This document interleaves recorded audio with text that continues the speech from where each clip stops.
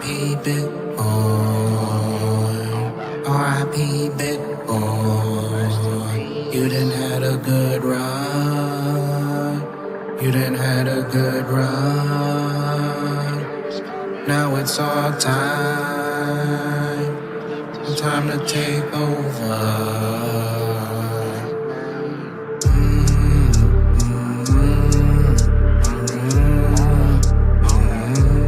R.I.P. Bitcoin. R.I.P. Bitcoin. They hate it or they love it, but that Phoenix rising up couldn't hold it down no longer. It done had enough.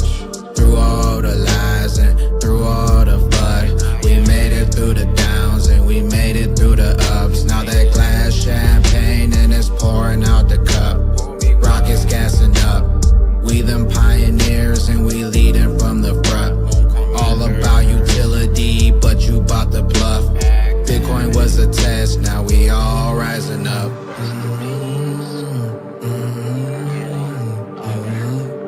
R.I.P. Bitcoin. R.I.P. Bitcoin. You done had a good run. You done had a good run. Now it's our time. Time to take over.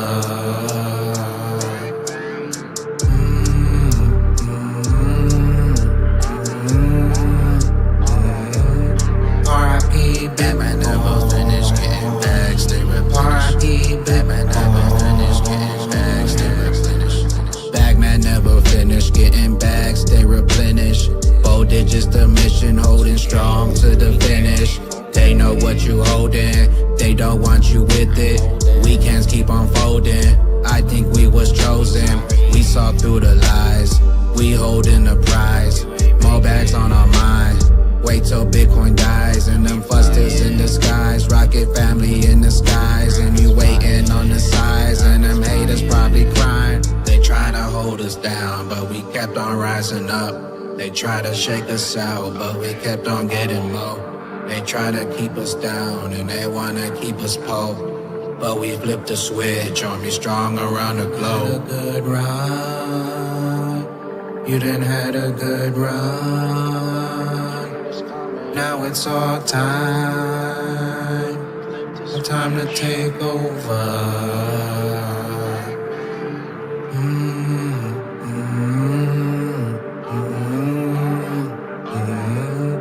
R.I.P.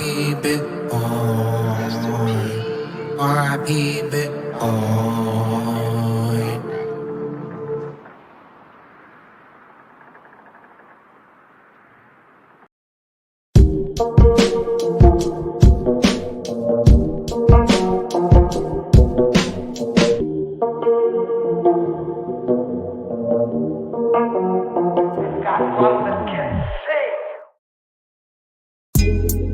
Coffee time with Berserker and Uncle Buster. Doors open. Good to see you. You know where the coffee pot is. This is Berserker. Yo, this is Uncle Buster. Get a cup. Let's talk crypto. Yeah, dude. This coffee's bomb. Nothing comes between me and my XRP.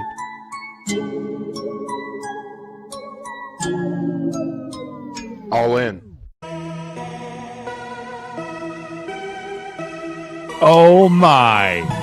Oh All in. me. Oh my. I've got one that can see. What's that? Oh, We got Welcome to Cryptoholic. coffee time. Cryptoholic by XRP bags. Oh. Let's go. Raise them up. Drink them up. Put them up. Woo! Let's go. Raise them up. Rock the coffee time. Let's go. Oh.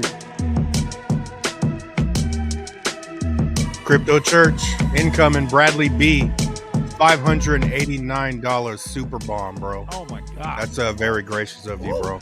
I'm one of them That's air insane. floating like noodles. That's like I'm donor the air shit. noodle. Appreciate you, man.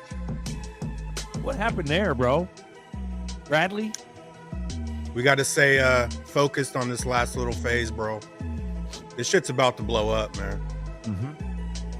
But I think we're building like a spiritual tribe, dude, to be honest. I think it's bigger than, just YouTube, and I truly do, man. Because when this happens, this whole group, unfuckwittable at that moment in time. We're going to be unfuckwittable. Put it in the chats. What are they winning, bro? Hashtag what are they winning? unfuckwittable. We're going to do Uncle Buster's Rub-a-Dub. Unfuckwittable. Ooh. I love an early morning giveaway. Just come on here, give some shit away. Let's go. Ooh wee. Unfuckwittable. Put it in the chat. Hashtag UNFUCKWITTABLE. Let's go. If you have not tried yet, take have a little sprinkle dinkle on your meat. Get yourself Bradley some Cirencion, bro. Let me get that picture. He had some good shit in the Telegram group. Get yourself some Buster's Rub. Click the link below. Buster's Rub will magnify your flavor buds. Put it on your thing. Put it on your breakfast. Put it on your meat. Put it on your dinner. Put it on anything. Put it on your wife. It doesn't matter. It tastes good. Get some. Link below. It brings the flavors out. I'm that bullish coffee? though, man. Is that coffee on meat? Let's run it. Here we go. Here's the ad promo. Bradley, we appreciate all your inspiration for this giveaway. You're the bomb. Let's go. Here we go. Here's the ad. Behold, the ancient Uncle Buster's Rub-a-Dub. One rub awakens the hunger, but two, elemental chaos. Is that coffee on meat? It's called Rub-a-Dub, baby. Hand-blended coffee-based seasoning made for meat, forged in Hodler fire. Upgrade your flavor game. Uncle Buster's Rub-a-Dub, the official rub of legends. Element 1 got savage still. 2-pack punch, rub it proud. Uncle Buster. Ooh, Can't fuck with Ooga. You can't fuck with Ooga in the ads. I'm gonna give Ooga some Unfuckwittable. free barbecue lessons though. We'll work on his barbecue game a little bit. He be fucking with a little too much, but we'll get Ooga straight. Shout out to Ooga Booga. Damn. This is Stuffing Bags in the background by XRP Bags. We appreciate you guys. Welcome to Coffee Time, a live community chat where we talk crypto, we talk XRP, we talk Red Pill, and you can join too. Just click the link below. Boom. You know what other song was dope? Him and Rob's song, dude. That was sick too. The baby gates are I now haven't open. got that one yet. I need to get that today. We need to get it on here. Fucking They get were it. good going back and forth, man. Yeah, that was sick. I wonder what it's But yeah, called. man, I'm bullish as fuck, dude. I feel like we're about to blast off, and I think it's gonna be more than people expect, dude. Yep. Unfuckwittable. Put it in the chat. Hashtag unfuckwittable for your chance to get some Rub-a-Dub. Let's go. We're at what, 27? That's not an easy one. We're testing the your spelling bee skills right now. You're spelling me. Yeah, you got to spell it right for the prize generator to catch you. So, ooey. That's a nice word though. Unfuckwittable. MRNK85. What's up, Fansky? What's up, pimp? What up? This is coffee time. Get your cup. Grab a cup. Let's talk crypto. What you working on over there, nerdy? Oh, you got no mic, bruh. We can't hear you, bruh. Nope. everything. Ooh,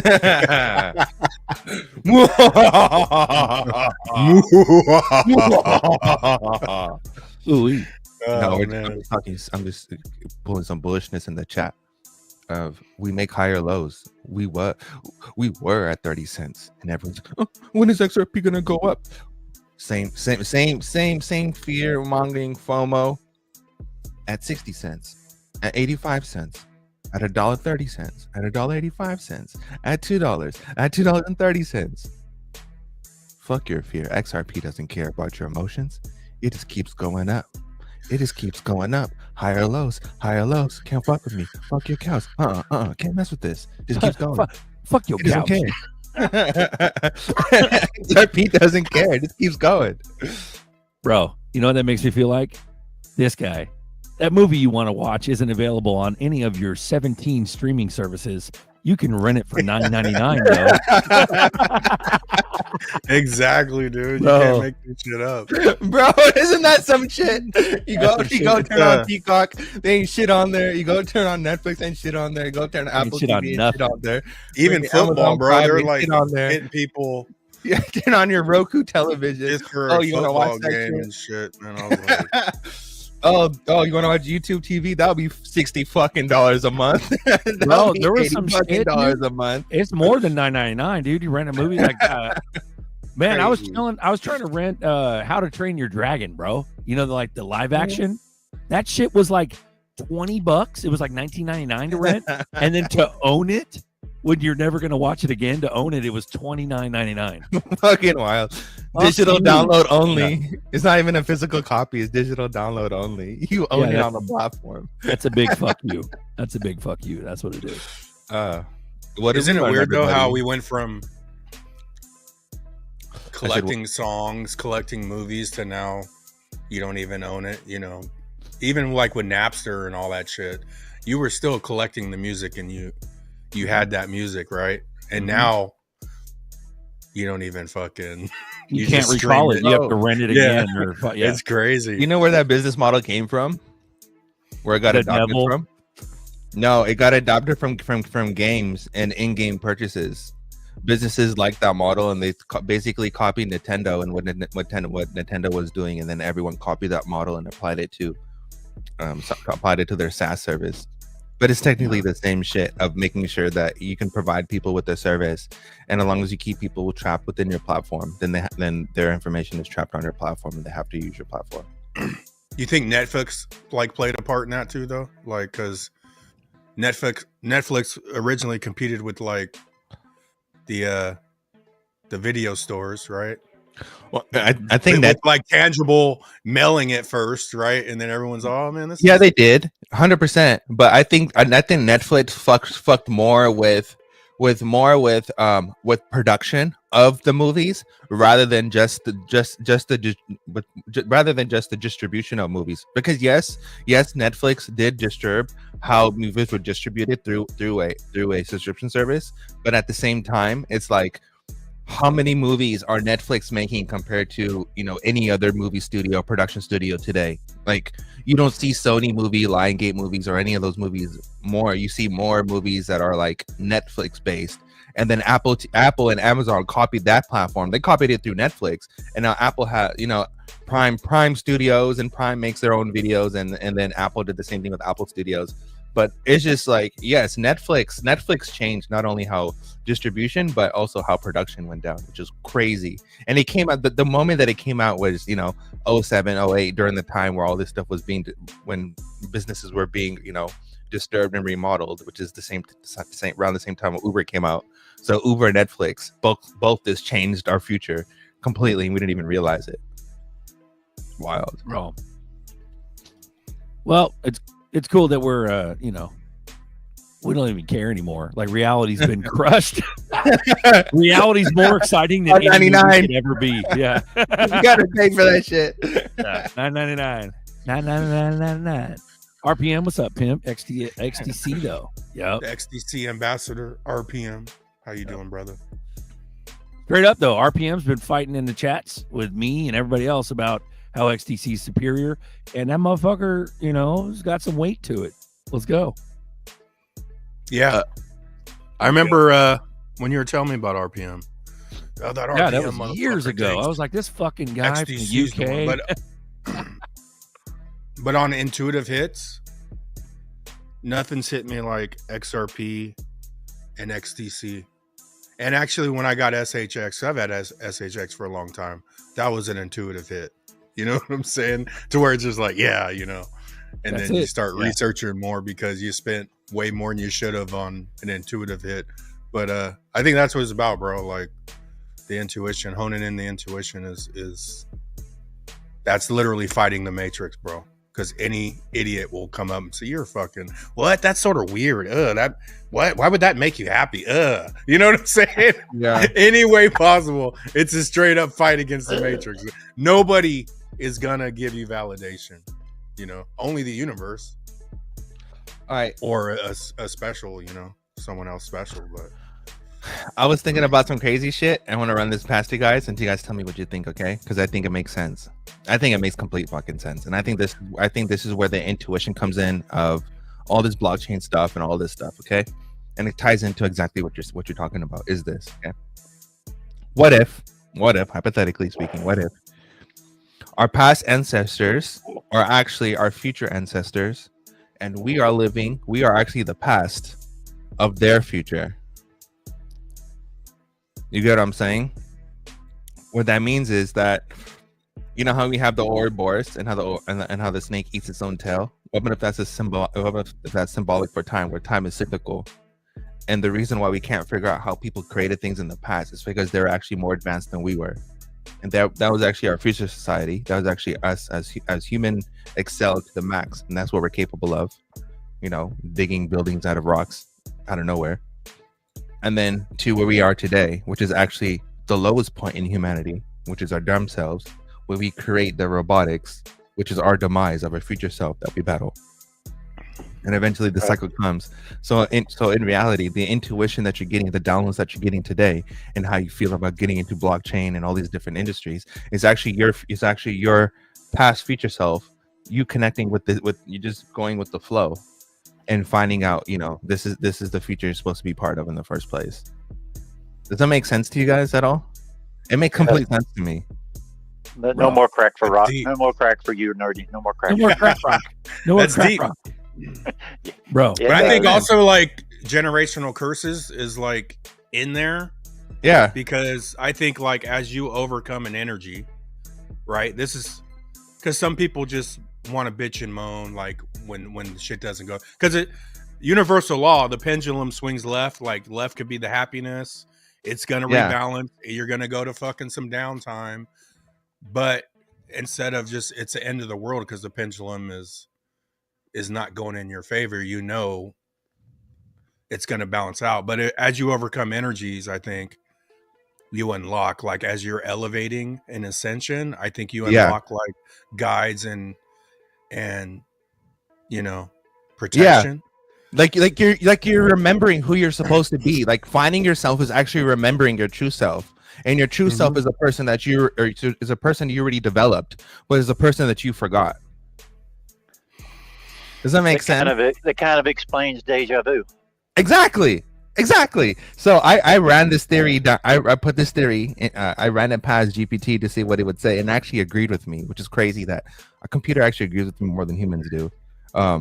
So it gave me a few contacts to go based off of what my theory could relate to, which is block universe physics, quantum entanglement, esoteric Christian prophecy, ancient cyclical cosmology, and practical motives of intelligence agencies, which, you know, goes into the movie Time Bureau and how they showed basically the same concept of what I'm explaining right now. So what happened if all of this stuff, you know, Q and all those things, what happened if that's what they found out with Project Looking Glass was that conclusion, was that even though that they're trying to look past in time, they're actually looking future in time. And they actually found out that we are actually the past of the future they're looking at. And that's how, and all this was figured out in 2012, which is the main point, which is why they use that as the main time point. And then through there, everything happens. Because if you look at all the movies, all the, you know, Terminators and whatever, they say, you know, from 2012 or whatever. And, you know, was a movie? Someone posted something in the private chat about 40 years from now, we'll have robots. And it's the exact date of where we are right now. So I feel like all of this shit was all pre-planned, but it's all pre-planned because they knew it was going to happen regardless. So even though we might seem like we're moving into a future, it's a future that already occurred. I'm just saying. Women of XRP's always been part of that situation. Bro, that kind of like tingles, like talking about intuition. That tingles your intuitive, like, oh yeah, this is it. Like, Yeah. Why the fuck do you think we go so hard as the army? You know what I mean? Yeah. There was a verse in the Bible that referred to that, exactly what I'm saying. Hold on, let me find it. It was hold on. Literally, the intro video was like Bitcoin. Bitcoin's gonna crash. Yeah, Bitcoin's gonna Yeah, crash it was. because that has to That do was with NIST dope. standards. Well, I had to play it. It was a baggy. It was baggy. Oh, right here. Revelation 12:12, where it says basically how like if the devil, if for example, if at the beginning, well, if the beginning and end were happened at the same time, and that's how the devil knew its end and knew that during a specific time of that cyclical cycle would be the time of his reign, and he can excel the most, but also knowing that that time was limited. And that's what Enoch's and all the other books try to basically tell us. Hey, we got Bishop up here. That's Damn, a good son. sign. What up, pimp? He's out. Oh, killing it. He's here for he's unfuckwittable. He's unfuckwittable. Let's go. This is my Frank's what is it? Frank's Red Hot. I put that shit on everything. Nice. You like it, man? Oh yeah, man. Look at me. Do you think? That's pretty good, dude. Bro. And I got this at the moon party. What was that? 2 months ago? Maybe a month. May. Hey Bishop, I send Buster a video how there's this guy. He owns a Caribbean restaurant, and he has a bunch of spices, but he also uses the same rub, basically the same mixture that Buster uses on his food, on his Caribbean food, and people love it. They're saying how the coffee melts the fat and it brings out more flavor as it melts, so that's why the meat tastes more better. Okay, all right. I literally put it on anything. I've sprinkled it on my salad. Hell yeah. Eggs, it's hella good on eggs, man. Yeah. People don't realize on eggs is fire. Good stuff. Yeah, Good stuff. It works. It works for me. This is It's all RippleNet coming Memos by together. XRP Bags. Shout out Baggy for all the years of music. We love you, bro. Yeah, Jesus definitely. is here. Let's fucking go. Hey, What about? I want to sorry, bring go this ahead. up. I want to bring this up real quick because I don't know why this never hit me before. I've seen this and I've heard Tail talk of this supply shock in particular when it comes to stocks, and someone was applying the same thought as far as exchanges, or I shouldn't say exchange. When the market, everything gets underway with all of these bills that will be passed from crypto, we will have the same behavior. And the supply shock is something I just never thought of. And that would be, as there are no more to be bought, the computer system will automatically start searching, doing a price discovery of sorts. And so the price will automatically start going up anyway. Just like baseball cards. Baseball cards are really 20 cents. But as more people want them, you just keep asking for a price. Eventually, somebody was going to pay for that price.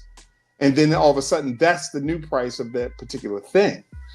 So as XR becomes, or any asset becomes less, there's less out there in the world, the price will naturally go up. So market cap really is not a good measurement of how much it will be. It's really a measurement of, it's a snapshot in time of how much it is right now. Exactly, and it doesn't define the utility of it. Right. Because utility defines value, and when you have something that's being used, and then you have a set supply, and then you have to prevent the diminishing supply of that set supply, then the value becomes a integral part of the system design of that asset, rather than it being, it needs to be X amount of value because of X, Y, Z. No, it has to do this to be operational. Because if it doesn't have that value of being operational, then the network itself just collapses and the whole technology is trash. It doesn't even fucking work. Right. So we're talking about averages. Price is just a byproduct. The law of averages. You ask enough motherfuckers to buy a 20-cent baseball card for $1,000, they'll do it. Exactly. So we're looking at supply shock. We're looking at, people keep talking about market cap, and it has always seemed wrong to me. And as I look at it, I mean, that's even more proof that market cap is just a snapshot in time, and we cannot use that to estimate what the future is going to be. Exactly. There's no way. Like I said, like you just said, you ask people for 20 cents Babe Ruth card, somebody's going to pay $1,000 eventually because they're going to try to outbid each other. And that's only That's really what's crazy about it is that's only one aspect of buying it. Because once they truly start pumping money through it, they're buying it. You know, and then you had the people early, well, if they buy and sell, it doesn't impact. Man, if they jammed 500 billion, the volume of XRP would be valuable, just the volume alone. You know what I'm saying? Yeah. There's so many different sides, and I always think they'll back get whatever to price they want, bro. They'll And I see literally determine whatever price they want. Yeah, pretty much. Yeah, just like that. It's just I just saw a little Michael Jordan symbol someone had, and I was thinking back way back in the day when they first came out. They were $99. They were the first $99 sneakers ever. These Jordans, and they were being made for $33, and they were literally worth $33. And so companies were buying them for $40 or something like that. But yet they told everyone they're worth $99, and people started paying $99. So it's the same principle. This is the reason why I say 30 million per XRP is now outlandish. People talk about $1,000 and shit. If you look at what XRP is doing and what the not the XRP ledger, not XRP, not any of that. Forget those names. Take that out of your head. What is Ripple as a company is doing, and the products they provide, which so happens to use these technologies. So just focus on Ripple as a company itself. The amount of clarity and licensing and certifications that Ripple holds themselves and now applying for a Fed Master account puts them beyond any other crypto company available on the market today, right? Bitcoin itself is just it's traditional finance wrapped up with this whole, tokenized whatever, but it's traditional finance, right? Being leveraged through Vanguard.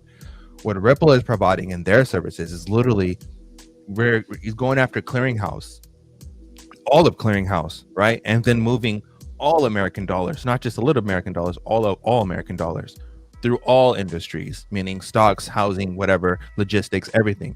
And that perspective, 30 million ain't nothing if you're moving hundreds of, $200 trillion a day, or you're moving massive amount of money.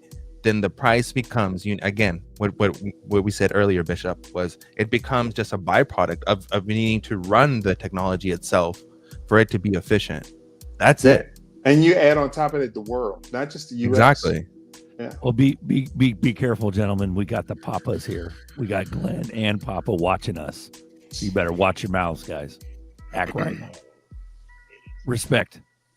What's up, guys? How we doing, Glenn? XR Papa, Bishop. Good morning. Happy coffee time. Good morning. Good, everybody. How y'all? Good. What up, Papa? Papa, I'm gonna need some bang bangs. Even bless us with some bang bangs. He hasn't had his coffee yet. He needs coffee. Since you're on the subject of the Fed, did anyone see where Trump was visiting the Federal Reserve while it was under construction with Jerome Powell? Yep. Okay. Yep. I think that was him showing us he took over the Fed. And they've seized the assets and they have control. That's why he added in the third building, because they're taking it all. And what I think confirms that, do you guys know who Benjamin Fulford is? Benjamin Fulford's one of these guys that are really in the know. He lives in Japan. He's a Canadian. He's lived in Japan for maybe 30 years now. And I saw a letter that he had. In fact, I have it on my computer right now. It's a letter that was written, or it is a resignation that was written on July 22, which is like 2 days before that took place. And it was Jerome Powell's resignation.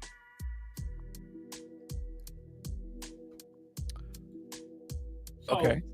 If that is a valid letter, which coming from Fulford, I believe it is, Jerome Powell has resigned because Trump's got him by the cojones because, well, you know all the debacle with USAID, right? Well, the Fed was the deep state's last place to get money because they're printing it. And now Trump has seized it and taken control of it. That's why the threat came out about prosecuting Jerome Powell for fraud. Now he steps down.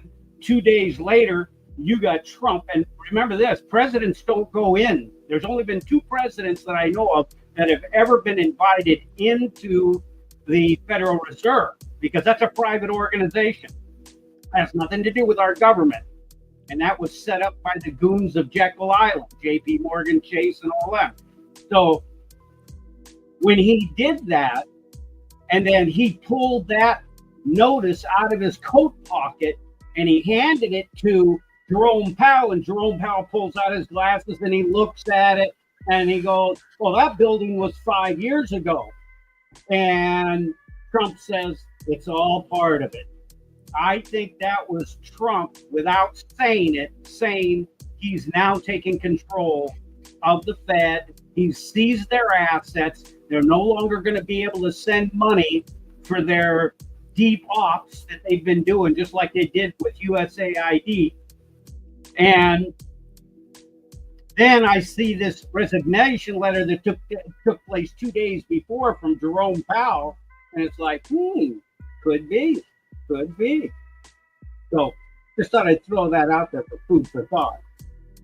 That was good. Fuck yeah. Well, you know, even if they don't like literally take over or crush the Fed, you know, if they keep it alive, they're at least going to put Judy in. Judy. Well, I think the point is that he has control. He could put anybody he wants in. In fact, think about it. Who is the one who appoints the Fed chair? It's always the president of the U.S.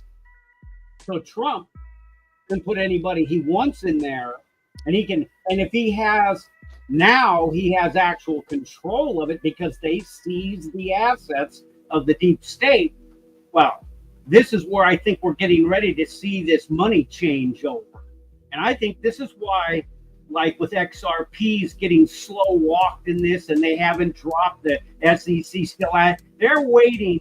I think, and I don't know the future. Unfortunately, I don't have looking glass, so I can't tell. But it looks to me like we're getting a setup to do a switch in the financial system. And I think that this is because the carry trade is getting ready to unwind. So whether the U.S. drops interest rates or Japan raises interest rates, the carry trade starts to unwind, which will collapse the economy.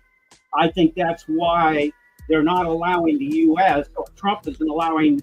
I think Trump is the one keeping the rates up in the U.S. and Powell, because they know if they drop the rates, all the money that's been borrowed at no interest from Japan, all that money's got to hit the market and go back to pay off their debt in Japan, and it's going to destroy the economy when they do it. And I think they're trying to ease us through this. Okay. Oh, and by the way, at the same time that he resigned, the Minister of Finance in Japan stepped down, which I find kind of interesting. So I think I don't know how the game's exactly being played because I don't have those kind of marbles upstairs. But what I see, I think as a big picture here is everything is being jockeyed around, and maybe this idea of the flip of the switch is when all of a sudden we come off the Federal Reserve note and we're on the rainbow dollar, and then the rainbow dollar will be gold back. Everything will start moving. You know, I would think that SWIFT, which is outdated, will be gone. And how is money going to move around? I would think that the obvious choice would be XRP, Ripple. And Ripple filed for a Fed license, right? So once their license is approved, they're right there in a position to do exactly what the Federal Reserve is doing. Yeah. Anyway. Cook, Glenn. That's beautiful. You were cooking. That's good. Let him cook. And Joe likes it. If you want to see the resignation letter, I got it. Yeah, sure. You got to learn how to share screen, though. You got to share screen so we can see it. Shout out to XR Pisces 1111. Ooh. Super Cash App. This is when when we're watching a movie, but she's falling asleep at the best part. Stay with me. Just hold on. Rachel! Fucking A. Every time. Glenn, that was beautiful. Hell yeah. Well, like Nerdy called it, bro. Judy. Judy. For real. Like Judy straight up gonna be the gold treasury bond lady. And Nerdy called that shit days ago. And Pool talked about it and showed pictures of it back in the day, the real Pool. Also, I want to shout out Zebeki and Savage and whoever the else fuck was talking about selling these glasses. I'm not selling these. You guys can pick up your own pair. I get them at $5 Below. They're $5. Go get them. Okay. I'm not going to sell some overpriced bullshit to you. They're ZRK glasses and you get them at $5 Below. That's it. That's all there is to it. Boom. Nitro. So go get your own pair. Are we unfuckwittable, boys? Are we? How many we got here? 30. All right. E40, you get your unfuckwittable in there. You're unfuckwittable. Get some of that unk rub. Yeah, I'm saying. He is unfuckwittable. For real. But yeah, no, it's one of those things where we're about to moon. We're just chilling. We're just like, all right, let's go. Like waiting on whatever the hell they're trying to cook up. You know, we had a tsunami scare. You know, now who knows what's going on now? Trump's been dropping all kinds of crazy, like Q-oriented shit. They must all go to jail. They're all prisoners. Like everybody's getting referred to the DOJ right now. Christopher Wray, fucking Pelosi, all these fucking people. We haven't really seen some kinetic like arrest type, oh my gosh, shit yet. But they're there's a lot of threats going around from Tulsi and all them. So we're about to see whatever arrest like sideshow they're gonna do. We're about to see that. But recess straight up happened or is happening. Trump was saying something about confirming people fighting against the Democrats, but stay open long enough, Congress stay open long enough to be able to confirm some fools to fight against Democrats. At the end of the day, we're just waiting on fucking Clarity Act to finish. Like, finish up your crypto week, you motherfuckers. Like, you started off with doing triple B, big beautiful bill. You got the Genius Act passed. But we're waiting on clarity and all that other shit. Like, why'd you guys go on pause all of a sudden? What the hell? I had to do some deep dive on that because I was a little dive. Yeah, I was a little confused as to why they didn't sign certain things. And traditionally, when it comes to money, it has to come through the House first, and then it goes to the Senate. Now, if it's regulation can start anywhere. It can start in the Senate or start in the House. So this first bill was regulation. So the Senate actually started it and passed it first. And then the House passed it.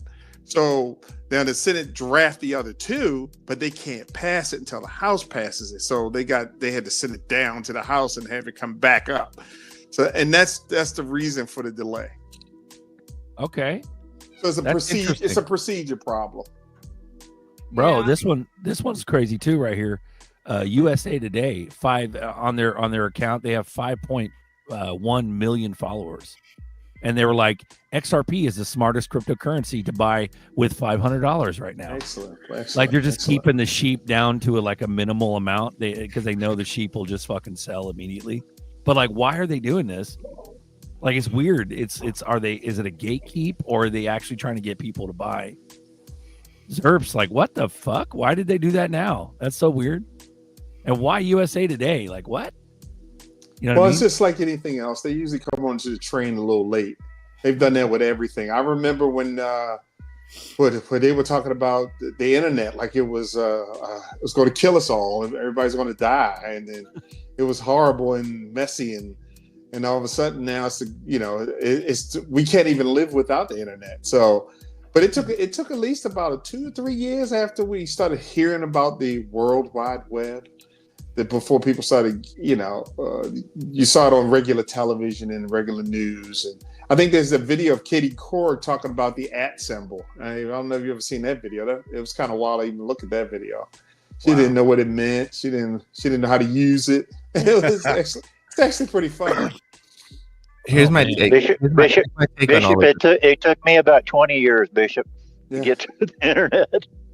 Here's my take on all of this stuff is that it's really hard to talk about real world reality based stuff when you have a bunch of superstition, psychological operation You're type not wrong.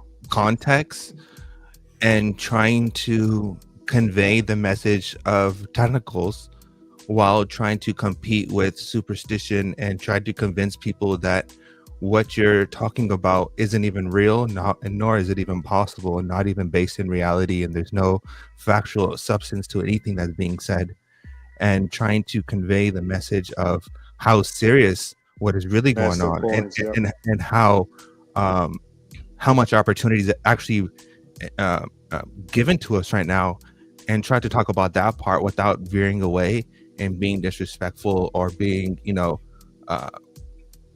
disregarding anyone's other theories or whatever. But to me, that is the hardest part for me to articulate, and to come on the show every day and to just say, hey guys, this is what's going on, this is reality, and then some space theory comes into play. Yeah, but we do the same thing here, Nerdy. We this channel is definitely full of people who will instantly attach anything to devil behavior. we do it every week. We'll say, oh, they're trying, the devil's coming to get us, and it's gonna turn into sin, and we're all gonna boil, and so we kind of do it too. It's something I think that is built into our society. We just have been geared to think that way, that anything different is fearful. And as soon as you hear about it, you're like, I don't understand it. I don't want anything to do with it. Look at Congress. Bitcoin comes out, and the first thing they scream is for baby eaters and prostitutes and drug dealers. I don't know any drug dealers that ever take Bitcoin for drugs. But yet they sold it for 10 years that way. Now all of a sudden they're all going, hey, this is the greatest thing ever. We can use it. So it takes us a while. It takes society a while to come around. It does. I mean, Ray was indicted, I think has something to do with Epstein. And then Trump released his digital medical records whole shebang. So now we have digital medical records, which last time we met up this conversation, I was joking about how people believe we're moving into this golden age XYZ, but people are going to be logging in with their QR code based wallet to use their med beds. Literally, here comes Trump out with an executive order talking about medical records. So I'm like, people can think one thing, but in reality, something is completely the opposite happening of what you think it is. So, And it's funny that you bring up the medical part, because we've had the same argument before. People didn't want their medical records online, and they were worried about the government getting to the medical records and blah, and this and that. And where we are today is you can get on places like MyChart and read your medical records right online. So, just Lonzo Turner, what happens to SHX price and XLM when they do ACH payments in US? It'd blow the fuck up. Yeah, you out of here at that point. And then he also says SHX main headquarters down street from Ripple's, and Ripple is the biggest investor. And also Metallicus is down there too, bruh, right down the street. XPR, all three of them. That's what's crazy. Quietly chilling, San Francisco. I think they chose an actor to be the spokesperson, the mascot of the transition. Had we not had this person, there's this being help everyone move into this transition, we would never believe anyone else. If Obama or if Bush or if any other entity came on TV and said that we're moving into this digital age and we're going to put all your records and all your data onto a database and we're going to track and trace everything and we're going to use language models to monitor everything, people would be like, no, that's dystopian as fuck. But if you were to have a keyboard and say it's QFS and it's the future and it's fucking galactic XYZ, then people are like, yeah, let's go for it. I want this. But it's like basically like how you trick your children into eating food. It's the same concept. But at the same time, if you go back to like the first Bush, He was the first president to even say New World Order on TV. He's all, there's a new world order, right? And, and no one knew what the fuck he was talking about in the 80s, right? And now, even that term is like, even people that, you know, might think it's all conspiracies, they still know what New World Order means today. But if you rewind 40 years ago, you know, nobody even was paying attention. Here's your chosen actor. Mike Johnson, the 56th Speaker of the House of Representatives in America. We're here with a delegation of members of the House. We're so grateful to be in Israel, particularly on this day, recognizing the destruction of the two temples and 2 times in history. But it is such a moving time for us to be here at the Wailing Wall. We've offered our prayers. We put our notes into the wall as just traditional. And we're so moved by the hospitality of the people and the great love of Israel. Our prayer is that America will always stand with Israel, and that we will we pray for the preservation and the peace of Jerusalem. That's what. There you go. Arrow, here we go. Scripture tells us to do. It's a matter of faith for us and a commitment that we have. God bless you. There you go. God bless us. There we go. Some silicone sealant for that wall. Okay. Are you ready? You're an old construction guy, aren't you? Guys, girls, and people, and anyone who is not a Jew or doesn't believe in Allah deserves to die, right? Which is pretty much the doctrines. The both speak the same thing. That man stopped your bull run. How many churches were bombed in Israel? How many churches were destroyed in Israel? How many of those churches that were bombed in Israel bombed with our weapons? That man's also going to make us rich in about a month. But, bro, I swear, people are fucking retarded. It's fucking crazy, bro. It's almost like a rite of passage. You got to go to the Wailing Wall if you're going to be something, anything, anybody. Period. So, how do I share this document? You're going to hit the plus, the little box with a plus at the bottom, and then hit share screen.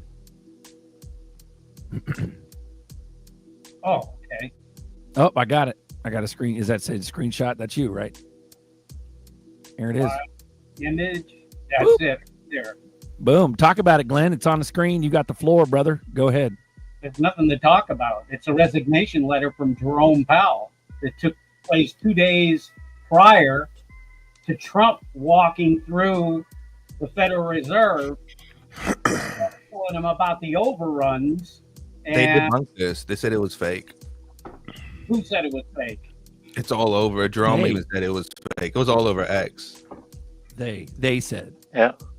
And there's no effective date on it either. You mean no effective date? It's all bullshit. It's not even real. Well, you know, it's coming though. We know it's fucking coming. You know what I mean? You gotta validate the information, Glenn, man. You can't believe everything you see on the internet. Well, you can tell this is the time where you can tell Nerdy to go fuck himself, Glenn. You don't have to say the F word though, because you're better than that. Nerdy, go fuck yourself. I'll say it for you. I'll just leave it with this. You prove that it's not real. That's the easy argument. You prove that I'm not telling you the truth.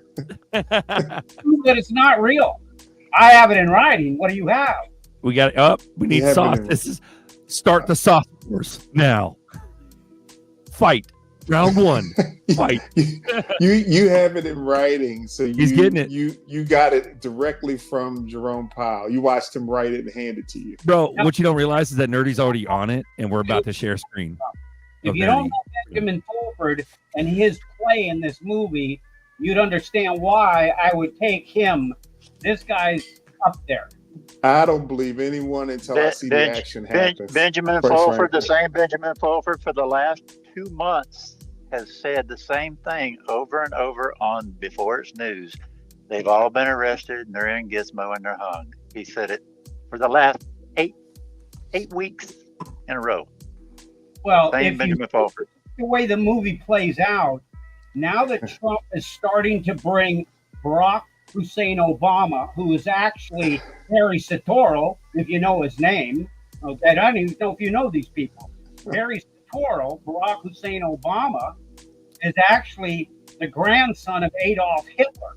It was Hitler's Hitler's daughter that is his mother, and Lolo Satoro, who is Indonesian, is his actual father. And also the Fake. English chick. What's This her is a- name? Real Wasn't she quick, part bro. of the Hitler bloodline? This is the fake seal.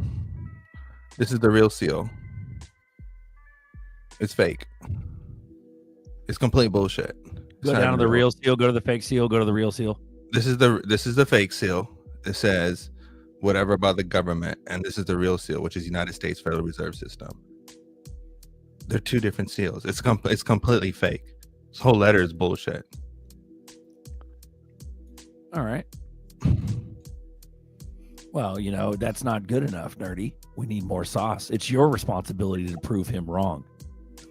Glenn can believe whatever Glenn wants to believe. Glenn believes aliens are coming and Trump is God. So that's where we're at right now. Glenn, don't you dare take that from him. Don't you dare. Has anybody heard from Wayside, by the way? Sorry, go ahead. Say it again, Papa. Anybody heard from Wayside? Oh, no, I think it was a nothing burger. The tsunami. I went to Dutch Sense. I don't know if you ever watch him or not. He can almost predict where the earthquake's going to be, and he said it was reported as a 7.8 everywhere else in the world. Russia did, and everybody else. So it was just USGS pushing fear. Bro. Yep. And that's the thing. They tried to get something started and going, and it wasn't it. It didn't work, bro. But it poop was and pee. Poop and poop. Poop and pee. Sorry, go ahead. Glenn. Yeah, man. It's I love just as soon as we fucking tell you about this and that and that and this, these aliens are gonna come out of nowhere, bro, and start probing buttholes. Like it's gonna be real, bro. But yeah, no, I think some of it's like some of it could be real. Like, so for instance, you know, you've heard that age-old adage, like, oh, they're not fucking aliens, they're Nephilim, it's biblical, and like that's what I believe. But at the end of the day, who's gonna know what's an actual Nephilim? I don't fucking know. I mean, I remember a long time ago, Ani Brito was on the show. We were talking about how the majority of the population, because of how old, even 2,000 years ago, let's go biblical timeline, 2,000 years ago, the Nephilim, it's in the Bible. They started beating up man's daughters, and man's daughters started having the Nephilim, the offspring, the fucking abominations, the giants, all that shit. And we were talking about the statistical possibility of all of us having Nephilim blood. And like, bro, it's possible that we're probably Nephilim ourselves. So we could be the aliens or whatever you want to call it. You know, I believe that there's some underground shit going on for sure. And I believe that there's some heinous, crazy experiments that would blow our minds. That's why we're so gatekeeped to the nth degree. We think we're ready for this, but we're not, because it's probably so heinous and so evil that we're not even ready for what they do and what they are. You know, whether or not they came from outer space or they came from, you know, deep underground, they've been here their whole lives, the entire time, whether or not we're a complete closed system and God made everything. I believe that there's more land. I believe a lot of crazy stuff. And so it's one of those things where I'm not crazy. You're not crazy. None of us are crazy. We're just pioneers, and we're not afraid to think and believe shit. What's that? All crazy. We're all crazy. You're the exception, Buster. You're the exception, motherfucker. Let's go. Someone asked me how I feel about the DAO. This is what I'll say. Okay, this is my understanding about this DAO situation. I have nothing against everybody. I'm cool with everybody. Shout out to everyone who's on the project. Good for you. It's a Shark Tank for the XRP ledger, because you're picking and choosing what projects become popular or what projects don't, because you're basically saying we are these people. We know better than you. Could be off. I could be wrong. Don't take my word. But that's the game, isn't it? But what I'm saying is this, okay? Is that you're saying that, you know, it's kind of like the Brad's crime situation with the whole XRP Las Vegas, because like XRP Las Vegas is now seen as like, you know, a Brad Crimes thing, and Brad Crimes has solidified himself in the community. And I think the same thing is happening with the DAO, which is like these group of people are coming in who are saying we are the pillars of the community. If you need funding or if you need help, come to us and we'll help you out. Yes, it does help I think it is a good thing, yes, that it helps get projects off the ground and gives project recognition. But at the same time, you're kind of like creating this Shark Tank like environment of who gets funding and who doesn't get funding. And then my counter argument to that is my idea, which is just have an NFT collection and use that as venture capital is funding through your community, just like Patreon. Like if you have Patreon subscribers and people are paying you X amount of money to watch your content, use that money that you're generating. It's still capital that can be used to grow your business. So just use the same concept, but with NFTs. And then the people who have your NFT, you can provide them with a whole different environment than other people. So it's like if you use the technology that we have, you kind of don't need the DAO. The community becomes the DAO itself. So that's my view on that. You want to explain that, Nerdy? You're a Nephilim, according to Titan. Nerdy's a Nephilim. Who fucking knows? Chosen child, man. I'm just passing by. I Hacked, don't even fucking want to be here. if you get hacked, yeah, dude. I for us regular people, you're most likely it's gone. Especially once they send it out. I don't know if you got hacked on a hot wallet or exchange. You know, that's what's dangerous about exchanges. I mean, if your phone, you could hit a fucking bad link somewhere else. Once they found out you got an app. The only way where you got hope from an exchange, because a chosen child was saying something earlier about how his brother got hacked. He was trying to figure out how Papa got hacked. He wanted to hear about that, but we've already talked about that. It's one of those things where the only hope from an exchange is if you fuck up and you send it to the contract address at the exchange. And then if they're nice, they'll go ahead and fix that. If they're nice. If they're fucking nice. They'll keep your shit though. If not. See, and the answer, honestly, and this is a weak answer, but it is an answer, is regulations. Once regulations come into play and they say these are the rules, the banks and how everyone has to play, we'll then be able to sue them to recover our stuff back. But right now, we don't have that right now. So right now, this is truly the wild, wild west. This is why regulations are so important. So we can have rights to sue people when we lose things. Exactly. We are in the Walkman. That's when A-track era of crypto. A-track. You know, we are the A-track. The guy's gonna come out on TV, the politician. We're gonna make this shit safe for everybody. We're gonna get rid of all these bad people in the crypto, and then XRP would probably be $50 at that time. Yeah, and it's just gonna ramp up. You know what I'm saying? And you won't need it then. We are the cars, bro. Like, But buy the dip. Buy the dip, everyone. With what, motherfucker? We are the cars before seatbelts. That's exactly who we are right now. That's exactly where we are right now. We're in the cars before seatbelts. Riding in the back of the truck, like fucking skateboard with no knee pads. Chilling with the bed open, not even giving a fuck, having a good time. This is where seatbelts came. How fast did seatbelts come overnight? I don't even remember how fast they came. Bro, after a couple thousand people died, it came out of nowhere. I never used to wear a seatbelt, and we had the bench seat, that freaking all leather bench seat that used to slide from one side to the other. I remember it was completely legal to throw your kids in the truck bed. Oh yeah, your dogs too. Bro. You can't even do that with your dogs anymore. In Maryland, you can't put your dogs in the truck bed. Remember the Subaru Brat? The Subaru Brat had seats in the fucking back, bro. In the back. Sit in the back of the bed, bro. Like face it I out. remember long trips. We would sleep in the back window on the shelf in the back window of the car. I did too. Hell yeah. Right. America used to be fun, bro. These are the days. These are the days of metal skates, skateboard with no knee pads. That's where we are right now. This is where we are. Fucking street light timers, all that shit. Yeah. So right now it's just hard to get your stuff back. You got to be extra careful. Bro, now we got 5G fucking ultraviolet street lights that are scanning your DNA and fucking uploading you into some we got internet Teslas microwaving your Teslas are microwaving your nutsack simultaneously. They're microwaving your nutsack, simultaneously surveilling everybody around you, because there's like 5 cameras around every Tesla. Bro, the street lights in Australia, they're all ultraviolet and they're all purple and shit. So like, you know how they put the the Lutheran or whatever, the bioluminescent shit that they put in the vaccines where you can see it in your veins. So that shit, Luciferianism or some yeah, shit. Yeah. You can see that shit in the light. Yeah. You can see that shit in the light under the UV light under those fucking. Bro, this is where we're at right now. They all have 5G shit. It's crazy. Yeah, we're gonna run. We're about to unfuckwittable. run this. We're unfuckwittable.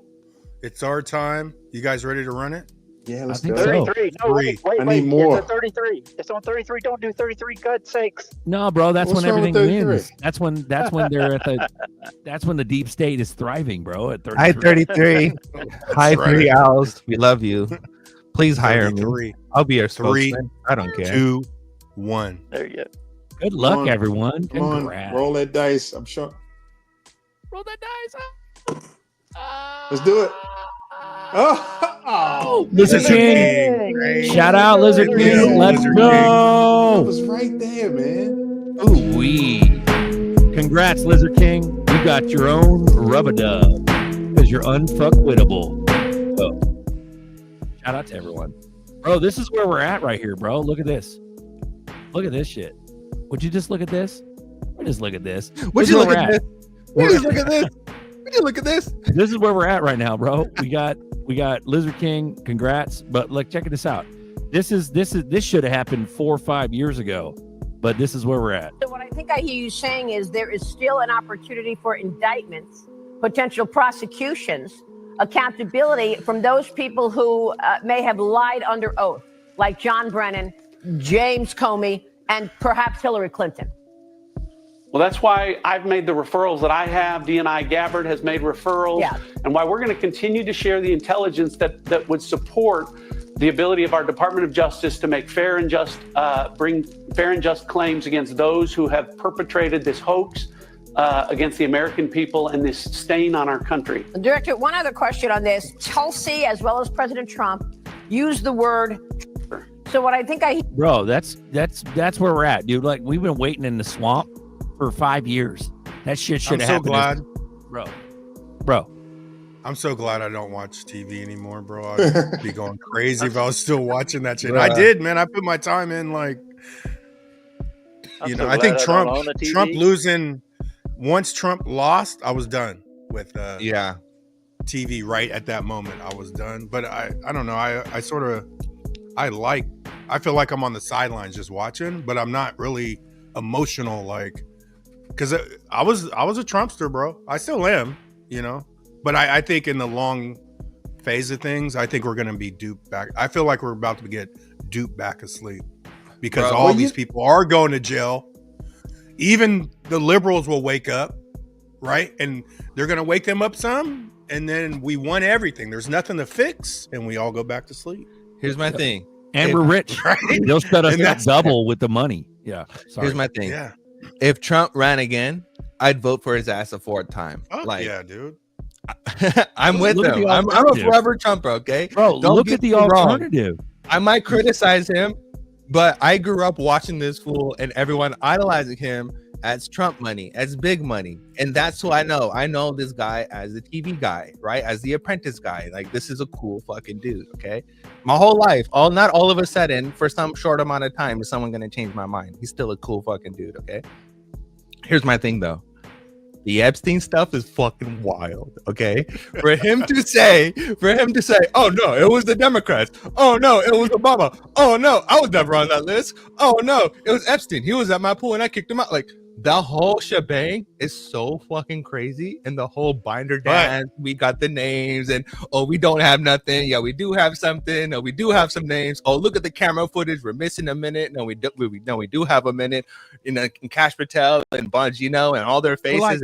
Bro, they don't even blast what they got. They don't even blast what they got. The whole situation is so fucking wild. It is so crazy, but at the same time, it is so entertaining that you have to admit that cages are being shaken, right? Like, this is amount of cage shaking we've never witnessed in our lifetime, which is pretty fucking cool that at least that much is going down, okay? But the second part is the amount of progression Trump has pushed us towards globalization and this whole dystopian future that we're trying to not go towards. is also fucking wild, right? So you have like the part that, okay, cages are being shaken, but also you have the part like, bro, what the fuck are you doing, right? Like he basically illegalized people to be homeless, right? Like there's a lot of shit going down where America is changing very, very fast. I don't think it's the changes that we wanted to have, and it's completely against our liberty, but there are changes that are happening. And I think the whole situation, if I were to vote for him again, the shit would continue. And I know it would be my fault, but at the other time, if we vote for the other side, this shit still continues, but it won't be as entertaining. That's where I'm at with this whole, with my whole shit. I'm like Hard Light 2017. Yeah, I started with that. I started researching in like 2015, 16-ish. But I came across that FBI thread before Q, and then I got into Q. But Q, I view Q as just it wake me up consciously, bro. I don't give a fuck if it's real or fake. I needed Q to yeah, it worked in that sense, bro. Yeah. But I'm not like holding on to like an outcome. Exactly. Bro, me and the tinfoil hat boys looking at the next round of bullshit. Yeah. Shout out to G-Stacks, bro, for sure. Goonies, man. Let's Hell go. yeah. Bro, but like, dude, look at it. To Nerdy's point, like, look at the fucking alternative. But it's like one of those things where they give us no choice. There is no choice. It's the illusion of choice. It's right. What's the better one? Yeah. It's a machine. It's a machine that keeps moving, and whoever they hire to be the spokesman of the machine, it doesn't matter because the machine really, at the end of the day, doesn't care about who's running their show. The machine just keeps fucking running, right? And that is, the money printer has to keep printing, and the wealth gap has to keep going. Because right now the stock market is double the value of the whole fucking economy, which is absolutely nuts. So, you know, but I think the solution, the solution though, when you look at like all the Q people and the people that are like pure truthers, they're not trying to piss those people off, bro. That's why the outcome is coming in. People are going to jail. You know what I'm saying, bro? Lonzo, that's who they don't, because it's worldwide, man. They're not going to piss all these people off. Like, why do you bro? think The other side wanted to arm the IRS agents and kick our doors in for our fucking our hard wallets. Like they wanted taxation and unrealized gains on fucking what?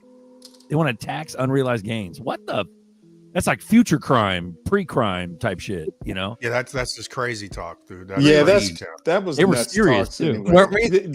They were definitely serious about it, but it's insane because it would destroy America completely. Because why would any rich person ever invest in any company if they're going to get pre-taxed? I mean, it doesn't make any sense. Bro, before they even went public, they had to talk about that idea. Sorry, what was that, Papa?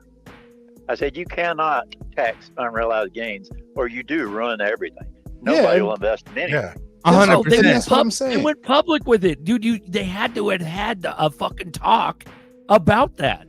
So they collectively thought it was a good idea and then went public with it. That's nuts. Like what? Well, what's really nuts is the Federal Reserve, the Internal Revenue Service. That's all illegal. It's not in the Constitution. That's why I believe it's true. It's going. He's taking down the Federal Reserve. He's taking down the central banks. And we're going to be going into some form of a new financial system that's going to eliminate that. And we're going back to the Constitution. And yeah, I do believe we're already into tribunals. And there's a lot of these people that have already been hung or shot or whatever. And we're now getting a taste of, who the problem is. Once we see that, we already know they're gone. And if you want to know what I think of Trump, I'd give my life for that man. I'm that far in. And I followed Q from the very beginning, and I think Trump Q plus.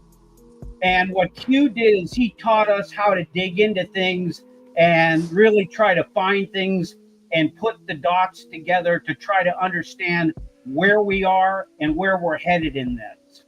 Well, the people who took the vaccine and died did give their life to Trump, if you really think about it. Why? Trump, Trump can create the vaccine.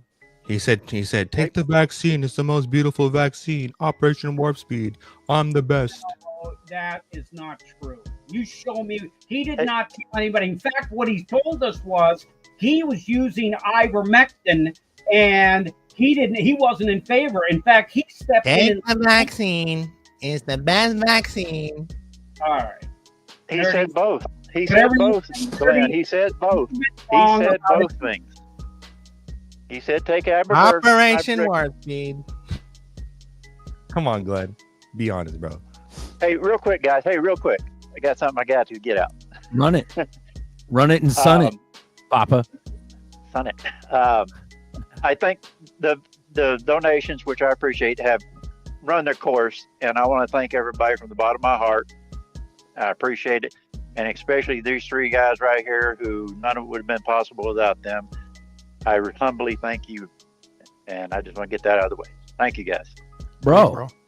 And Glenn, Papa, I got your package, man. So I'm gonna hop on. We'll do a private thing, but I want to mix it up, like with you watching, because that's yeah. But I appreciate that, man, for sending that to me. Okay, so everyone, did you distribute them? Not yet. You get your ZRPs. Did what you do you get mean? those ZRPs? He was going to charge us. He was going to charge us some ZRPs. Oh no! Well, no, We'll everyone. Officially, Papa's happy. Shout out to you, Papa, for having integrity, dignity, and accepting the gift, and also putting a cap on it. That's fucking bullish.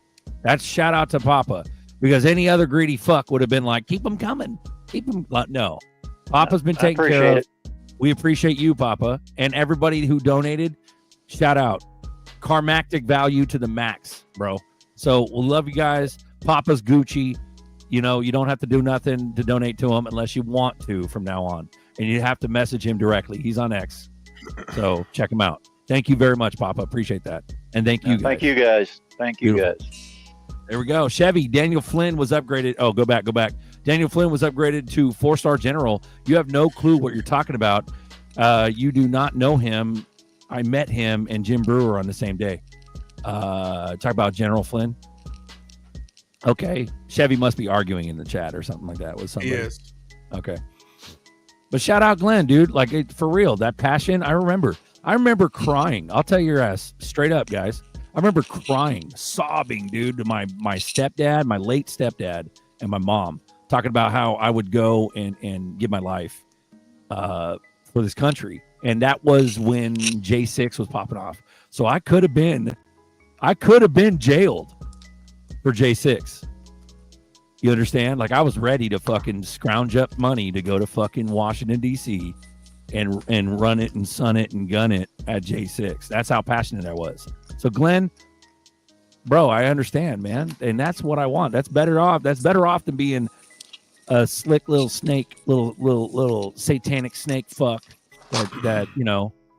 I cuss a lot, but I also love the patriotism around, you know, this group, and it's really cool to hear about that, you know. So yeah, don't let nobody get after you, even if I'm sarcastic or like Nerdy says something or whatever. Glenn, you're right on, bro, and we're about to get rich. Even when I was in Q, man, that's where the XRP side, the crypto side, sort of transitioned my attention to more. You know, I wasn't so much on the Q stuff, but then I couldn't figure out how the Q people didn't see the XRP thing. You know what I'm saying?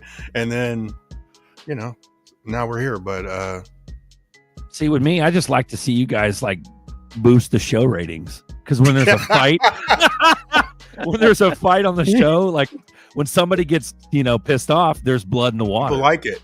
There's blood in the water. But, so it's like, come on, let's go. Yes. And like Nerdy's like saucing you, and then you sauce Nerdy, and then he sauces back, and who gives a fuck, dude? It's just fun to watch. I read every Q post that ever existed. It started in October of 17, and the last Q post was on my birthday in 2022, November the 27th. I've read them all. I've been through all of it. And actually, Q never really talked about XRP. At least if it wasn't in a way that we understood it. And Q was not really about trying to give us intelligence. Mostly Q was about forcing us to ask questions about things. And so when we got questioned, then you had to go and dig in and figure out what was this about. And a lot of us, we had different opinions, and and people were putting things together and trying to come to some sort of a general conclusion. What did he actually mean by that? And and later on, we figured out that 2+ was actually Trump, because there was only, and that was U.S. Army out of Virginia is where Q was actually coming from what we understand in it. But at any rate, all that being said, I think it did the job of getting what Q actually did. It did cause us to leave, not me because I didn't watch television, but it caused us to leave the mainstream news media and actually go to the podcasters who now are really the news media. Anybody that wants to know anything, you're not going to get anything worth listening to on television, unless you want to watch The View. And those broads, whew. In fact, I won't even get into that. They're terrible things. And, what I heard was that Joy Behar, which I think was the worst of the whole bunch, she actually got arrested trying to leave the country. So I doubt we'll be seeing any of that. And because we know the news media has been part of this whole problem, because they've been lying to the public all of our lives. It's all been lies. Okay? You only get the real news on Coffee Time. That's the only place. Maybe we get a little. Hey, is Bags coming back? Yeah, Bags will be back. They're vacationing. You know what I mean? Oh, so they're just taking a little breather. We'll figure it out somehow. And then but at the end of the day, bro, like this thing, the whole magic of this, like you said, Papa, you get the answers on Coffee Time. That was like a fun, sarcastic thing, but like it's one of those things where we don't get the answers. What we are is we're a fucking mixing pot of all kinds of different thoughts and ideas. People can look at this at a glance and go, "Oh, it's just an echo chamber of fucking XRP Army guys." No, motherfucker. We've all owned Bitcoin at one time. We've all fucking considered the possibilities of, oh, is it Bitcoin? Oh, is it Ethereum? Oh, is it no? And that's just the money side of it. Oh, is it Trump? Is Trump going to save us? Oh, is it like, we don't know, bro. But it's about talking as a group. That's what this does. Because there ain't no other fucking place to do it online. There isn't. There's spaces, but then you get into like just audio only and everybody's a cowboy, and it's a way different dynamic when you got video and shit like this. It's more personable. It's more human. Spaces don't kick off like this shit does. And we're the only motherfuckers doing this because everybody else is afraid to do it. Sorry, go ahead. And we had some Bitcoiners that watched the show a lot, and then XRP went to like $2.70 and they bounced. You know what I'm saying? Almost shot coffee out my nose, bro. Damn, that's funny. But they enjoyed talking shit when we were doing nothing. But yeah. Then they just disappear. They go ghost. Mm-hmm. Yep. But dude, at the end of the day, it's just a fun little place to meet. Like there is no rules. There's no. I've had multiple people over the years, and Buster too has had tons of people just suggest things about this show. Oh, we should do this. Oh, you guys should start off the show doing this. Oh, you should go ahead and make sure you don't share this because that doesn't happen. But make sure you talk more about this. And we've had, dude, I can't tell you how many fucking hundreds, thousands of times somebody has sent me a DM or a chat message. Hey, you guys should just stay on XRP. Well, I don't know why you guys go off the rails. It's because those motherfuckers can't handle it. And that's the whole point of the show. It's about getting you to think. It's the Q.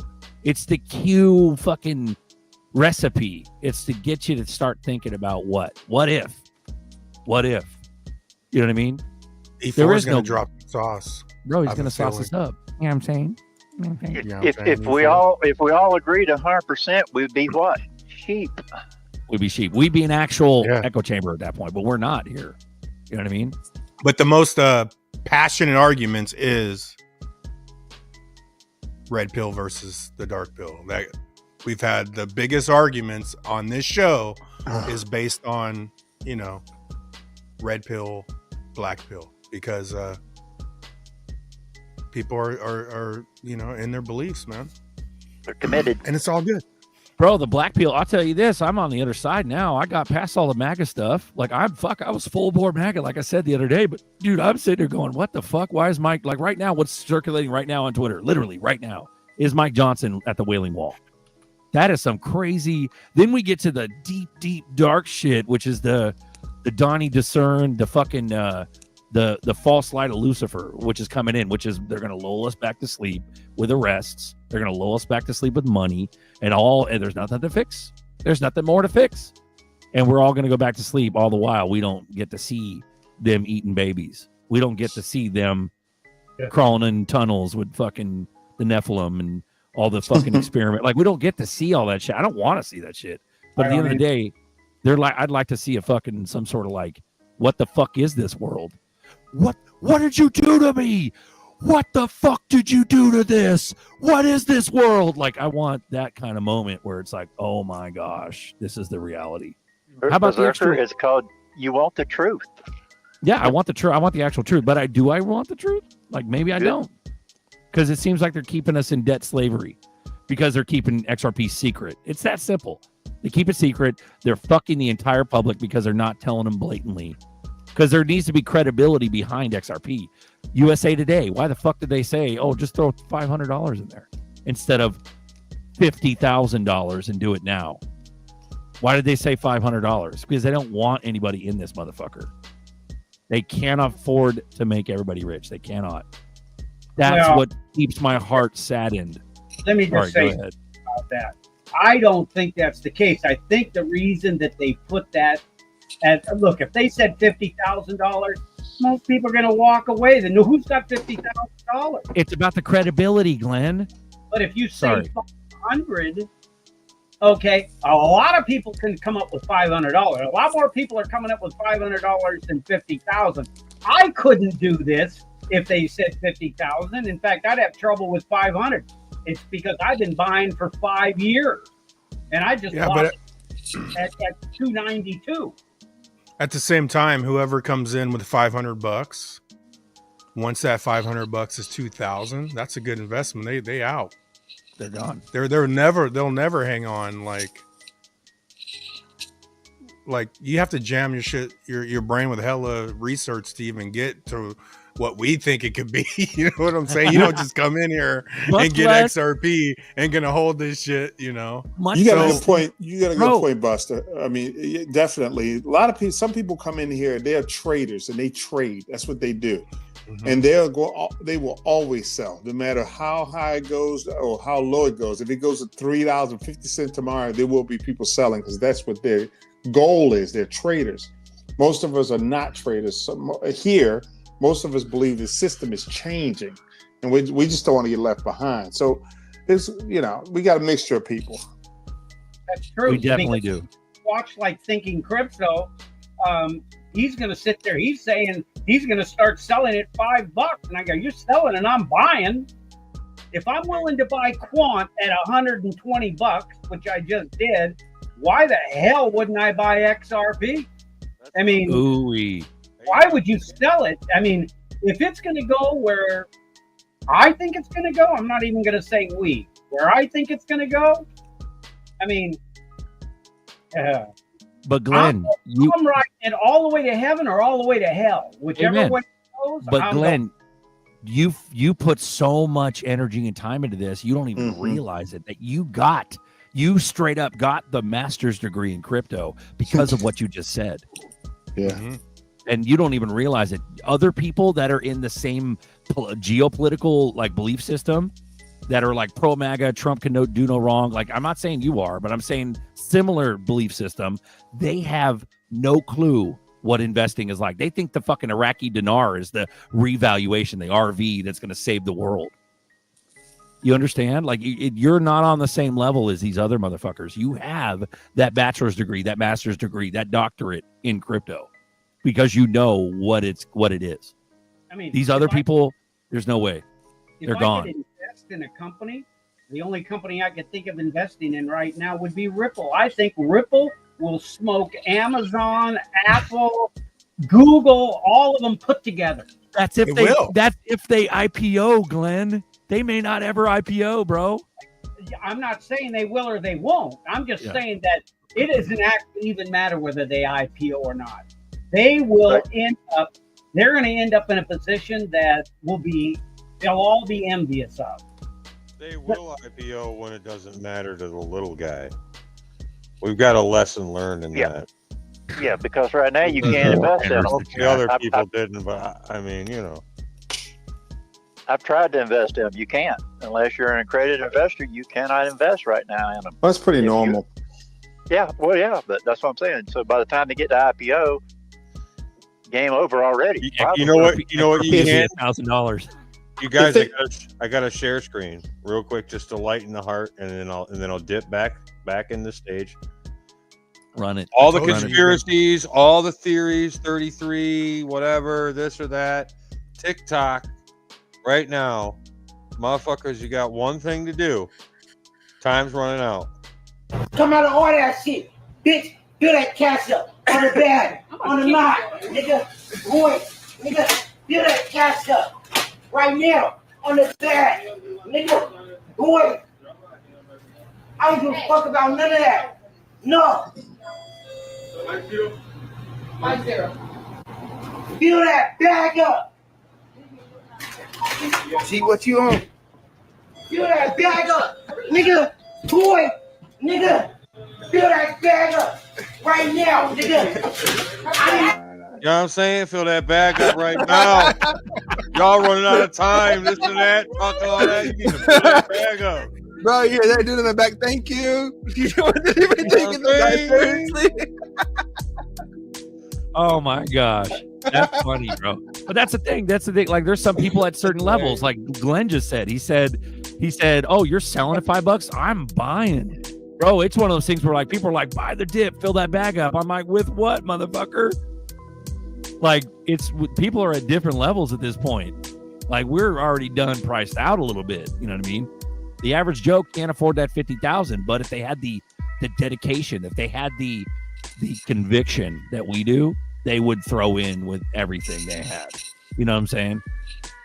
But you throw $2-3 grand at ZRPs right now, it ain't even that much because we're used to that 11 cent, 17 cent, 18 cent, 30 cent, 50 cent fucking ZRP. That's what we're used to.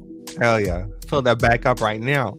Fill that back up right now. But here's the thing, though. When I was talking to some peeps, though, at least recently, like I was talking to a couple of strangers, like people that, you know, I work with, but I don't really know them. And we were just talking crypto. And I was like, bro, there's still time. There's still time because there's other assets that are 20, 30 cents, 50 cents that are about to run hard. And what did they say? And I want to say something it's real so quick. expensive. I just And see, that goes to the point that I was Can I trying to add make to that earlier. before I make it negative, real quick? Run it, bro. The thing about crypto, and that's a good point, Zirk, you made me think of, not everyone has the time or the money, right? When you start investing and saving, you can only save to a certain point. You lose your job, life happens, everything, you know. Investing is for people. It's a way of life and a way of thinking. So crypto being faster and TikTok and we're running out of time can also take away from smart investing. So just, you know, I thought that was humorous, but every, you know, the cycles and pay attention because there are patterns of the dips in the top, but you know, it's only what we have when God wants us to have what we have for a purpose. And I feel like, not to get all, you know, like that, but with the system changing and money and the money tables be flipping, and shout out to you, Glenn, because I know you have a good heart, you know, and there's a lot of black pill going around. But hey, what if this is some system that can, you know, level the playing field or clear out, because there's enough good people like you guys that are paying attention, you know? So outside of looking for any savior, you know, in any one thing, we're given time every day to make a wise choice. So we don't need to go rob the convenience store, but you know, some people might. And you know, if you do though, get some push to ZRPs. that level. Yeah, fill the bag up. Right now. Beautiful. It's like the Bags track. Well, actually, the funny part about it is, it's the last store you'd ever want to rob because all the shit they sell is poison. Yep. Go rob a farmer's market. You know, bro, for real. Vegetables, the fruit, whatever. Well, that was a prank, anyways. That guy was doing a prank, but yeah, bro. The boys, Glenn, everything you're saying is why you're gonna be around for the big money in XRP, man. Yep. You know, a lot of times we want people to get on, but even if they get on, bro, because I always had the thing like, if you did everything you could possibly do, go get a second job, and you have 2,500, you might have the mindset to make it. But anyone that just one time buy 2,000 ZRPs, they'll never fucking make it to the big money, ever, because they only bought it once. They just fucking, it was effortless. Okay, yeah, I'll get. Oh shit, what? Okay, I'll spend $500 on that, and they get 2,000. Man, when that shit's 10 grand. Real money, anyone they talk to would be like, you better go get that shit. You better go sell that shit, right? One of the biggest problems is that people don't do the research, and a lot of times they don't have time to do research, and so they never really realize what's happening until it already has happened. That's when they want to jump in because it's effortless. If anything goes to $50 a share, then people want to buy it because it's proven. I'm safe. We are the people who are standing out on that edge. Like I said, this is the wild, wild west. We're out here with our guns and our hats, ready to go to the OK Corral.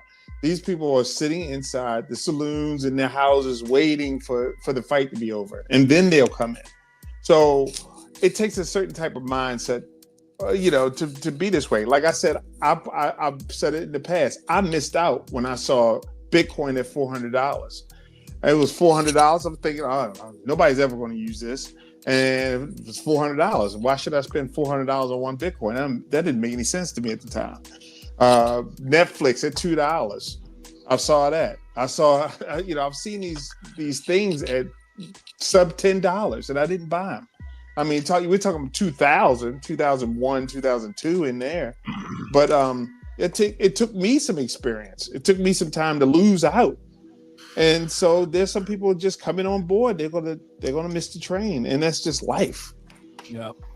The chat, real quick, guys. The chat's getting a little heavy. Master Coin XRP. I think Led Zeppelin, Chevy. You guys are all fighting amongst each other. Chill out. Just either join the show and fight here or chill the fuck out. But beware, Led Zeppelin and Master Coin. Motherfucking Chevy has a wrench and he's not afraid to use it. So don't get too hyphy. Chevy has a wrench. Chevy has a fucking wrench for a reason, motherfuckers. Chevy's an OG, and whether or not he has money or not, that's not cool. It's not cool to dox him. So calm the fuck down, Master Coin. I am not reading. Yeah, I mean, you guys been arguing for a little bit. Just relax. And you can't call someone a bully and then bully them. That's fucking stupid. Because we've all done it, man. I mean, me and Nerdy got into it, like, and it's emotional, like when you're passionate about belief. Like I still love Glenn. Bro. I have no problem with Glenn. If I saw Glenn, I'd give him a big ass hug. Glenn's a fucking he's a big softy. Like there's no problem. There's like just because we have difference of opinion. That's the whole point of the fucking show, is that people come on with different points of views and different opinions and different perspectives, and we're able to talk about it. And if someone wants to debate about how someone's opinion or someone's view is stupid, then we talk about how that view is stupid. But if you're going to talk about how someone's view is stupid, you better come out with some facts of why it's stupid, and don't just put someone down for no fucking reason. That's the sauce.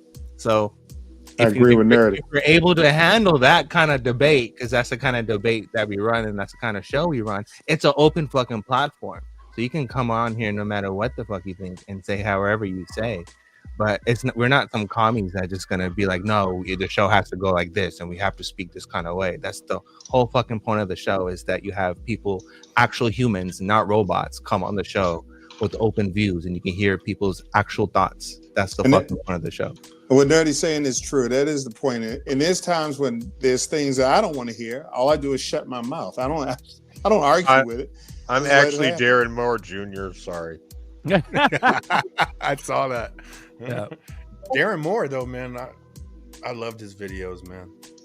We interviewed that. He's got a motherfucker years bigger ago, bag remember? than me, but doesn't have as much swag. Bro, we interviewed Darren days ago. Darren's a pimp, dude. Yeah. Yeah, We did, he man. was in New York. He was fucked up. We were in New York together, bro. That was crazy. He finally did a face reveal after a while. He did a lot of videos, and then he finally did. Oh no, you're he did an talking about interview- Bearable Bull, bro. No. Talk about Darren Moore. Oh, he did okay, a face okay. reveal. Was an interview with King Solomon a couple years ago. He finally- Yeah, even when I said earlier, like how the red pillars, like I couldn't figure out how I use Darren Moore's videos, like because he puts the red pill on top of XRP through his videos. So any red pillar or any truther, I'd be like, you need to watch Darren Moore Jr., bro. Watch Darren Moore Jr. You don't have to say XRP because Bro, the way he I did grew his up on videos that was shit. beautiful. Yeah. Yeah, Darren Moore shit. It was the most profound shit growing up on XRP, bro. That shit was fire. Yeah, it was part of the regiment. We got Master on deck. We got Martin too, out of the Netherlands. Das Nederlanden. Hello, Martin. What up, fellas? It's Martin. It's Martin. Say it right. Martin. Oh, really? I pronounce it right. Martijn IJsselboom. Oh, Martin. My bad, bro. My bad. Damn, son. How you doing? I have only one question because you mentioned taxes, right? You in the Netherlands, it's like this. If you have a lot of money, for example, 250,000 euros, and you have that on your bank account, it's for a single person, not married. So we'll keep it simple. I just keep it simple, yeah, because otherwise it's too complicated. So you have 250,000 euros on the bank. The government says 57,000 we don't tax you, so they tax you for 193,000 euros. That's and that's on the bank, huh? Not in crypto. So then you have to pay 1,000 euro a year as tax. So, but now if you have that in crypto, you do it the same. Let's go back. It's another box, you know. You have a saving box. You have different boxes of taxes. Cryptos is another box. So if you have 250,000 euros in a crypto. And if you have debts, you can take that off as well, but I just keep it simple, okay? So if you have 250,000 euros on crypto, instead of paying 1,000 euros, if you have it on a bank account, you now pay 4,197 euros. And my question is, how is that in America? We don't get taxed on our fucking bank accounts, but we get taxed on our income. Yeah, we also, but if you have a lot of money above 57,000 euros, that's your saving money is not taxed. Everything above is taxed. Sounds like you're getting taxed on unrealized gains to me. Yeah. Wow, weird. But what? Interesting. Yeah, we go. Really? They scammed us everywhere, man. If first from our money that we earn, then everything you buy is taxed. It's the same everywhere, I think. But So is that where the idea came from? Trying to duplicate what they do in Europe? Hey, remember what's his name? It's like how they show the money, like that little what was this? You know what I'm talking about? It's like a Riddler, the guy from Twitter, Baba Coogs. He always showed like the different bills. It starts in London, right? Maybe that's the first regulation. That's the timeline. So these guys are getting already taxed. Who knows? On unrealized gains? That's insanity. Yeah, so why would you have to pay? So you're saying you have 250,000 euros in crypto, and you have to pay 4K in tax on the crypto holdings that you have. Yes. Without We actually don't have spending that anything. Yet. We don't have that yet unless we cash out. So hey, you only there's pay, some you sauce. only, That's sauce.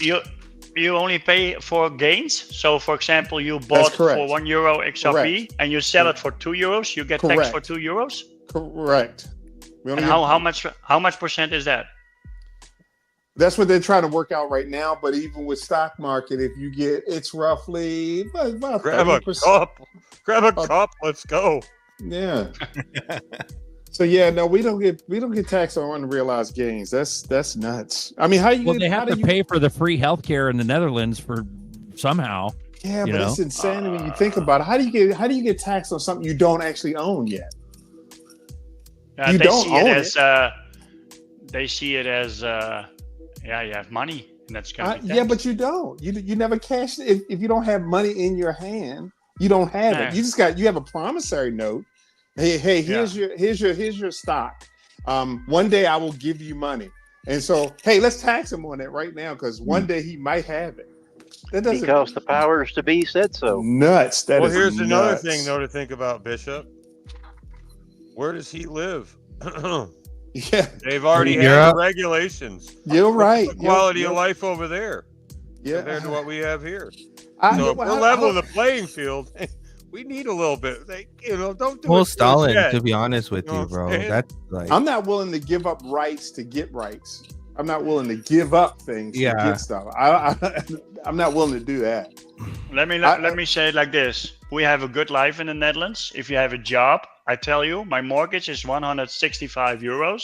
I have an own house. It's really cheap. The price is what I see in America: $3,000 for renting a house. Yeah, but it's see, but insane, you're paying man. for it the other Oh, way. you're though. lucky. I know, I know, What's the I equivalent know. to the euros? What is that? Yeah, 4,500 but bucks? see, this is the crazy part. They're hiding it. They're hiding it in the I know. numbers. I know. And is that really better if you hide it? it's the Because I don't exchange, right? because It's you like don't see it because you Yeah. don't see it is better. Why not just not use it? Don't use your crypto. Invest it. Use DeFi. Never Yeah, change it. Never let it leave your wallet. Put it in DeFi. Make a ton of money and don't get taxed. They'll tax you I when you get understand. out of it, when you need that fiat from the exchange. They'll tax you. There are ways to to do it another way, but let me say like this: most people in the world, I think, 1/3 is going to the rent of mortgage, right? With what you earn. Most people, 1/3 of the money is going into rent over mortgage for your monthly salary. Here, I don't want to brag about it, but people have. I don't earn as much money as you do because you must have a lot of money because you have more expenses in America. My income is 3,300 euros a month, and I can save 1,200 euros a month. So that you know what I mean? So Bro, Yeah. it's a I lot, got Martin, it's understand a them. lot Yeah, worse it's than about that, bro. producing The average and consuming. the average Production and income. consuming of the nation you live in. Yep. The average Right. income in the United States is And like three grand, We 3,500. print the U.S. We print the world reserve currency backed by these bonds and then sold as debt backed. all right. So It's a that lot 30 worse. Hold on. It's a lot worse, Martin. It's a lot worse than that, bro. In the United States, it's super fucked. You think we make a lot of money. We don't. The average income's like Yeah. 30. It's like 3,500 a month, which is dollars. And our fucking rent is anywhere from 1,800 Less. to 2,500 a month. Or a our lot of money. mortgage. What I'm saying is That's a lot. it's like 2/3 goes to rent and mortgage. Oh It's my not God. what you think it is. It's way worse. Sorry, go Oh ahead. my God. Right, real quick. This is why I think for some people, I think exchanges are their best bet because let's just say that, okay, if you made some gains off your crypto and you did want to sell it and you did have it on exchange, a small amount, rather than having it on your wallet and transferring it to that exchange. But if you had a small amount on an exchange already on it and you wanted to, sell it for stable coins or whatever, and in the meantime, you're staking it and you're earning rewards on it that way. And then whatever you turn into stable coins, you can also earn rewards on it. But if the exchange themselves provides a debit card, then you're using that debit card directly from the exchange themselves without using a bank. And then the exchange provides you with the tax form of everything that you did on their platform, with spending their money on the card, all their money traded and everything. And then that way it's easier for you to manage your crypto and be legal with your taxes and everything, because they do generate the form for you, and to not have a headache of, am I doing something illegal and can I use my crypto money and can I spend it? Does that make sense? Are you talking about centralized exchanges? Yeah, like for example, like a Coinbase card, like Martin, like if you had a Coinbase card, or if you had something in that manner, and you wanted to use your crypto to spin it that way, that'd be the best bet. Ooh, where you don't have to touch your principal, you just spend the interest. It's easy. Exactly. Because that's kind of what I'm doing with crypto.com. Is that with crypto.com, what's up, Jay Henry? With crypto.com, I have money. I have Crow staked on crypto.com, and that Crow has been earning me interest over the years. And then whenever that grows to a certain amount, I have a card somewhere in my wallet. Crypto.com The card. crypto.com card right here. So I have the crypto.com card in my possession, and then whenever I need to spend it, I'll just put it into my crypto.com wallet that this card operates, and just spend it that way. That way I don't have to really worry about any kind of legalities or any kind of, in my taxes or whatever. And then it generates my tax form for me. Am I missing something though? Hold on. Hard light. Is interest tax free? Love Jay Henry. Spend the interest? I don't know about tax free. If you have American crypto, yeah, I think. I love you too, bro. Yep. I think American cryptos will be tax free interest. I know, bro. We'll let you in. Jay Henry, say hi to everyone. You can. Hey, if Jay Henry hears I'm dipping. Hey, I'll bounce. I go Thanks for back. having Hey, me. I have a photo. No, you guys are good. I love you too, bro. I'll see you later, Jay Henry. All right, late. Hey, boys. Boom.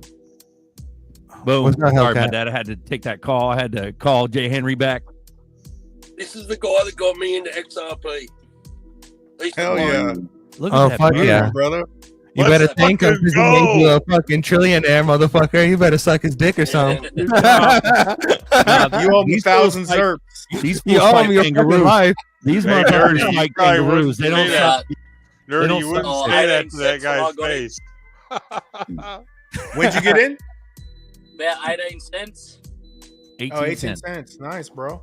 Hell You yeah. Wow. look like Anthony I've been dropped Hopkins, from Nerdy. You about- better watch out. What was it? Oh, the first time out. 80 or All right. something. Sorry, go ahead, guys. Go ahead. Go ahead. Something like that. Can't remember now. 385. Yeah, 385. Yeah. Yeah.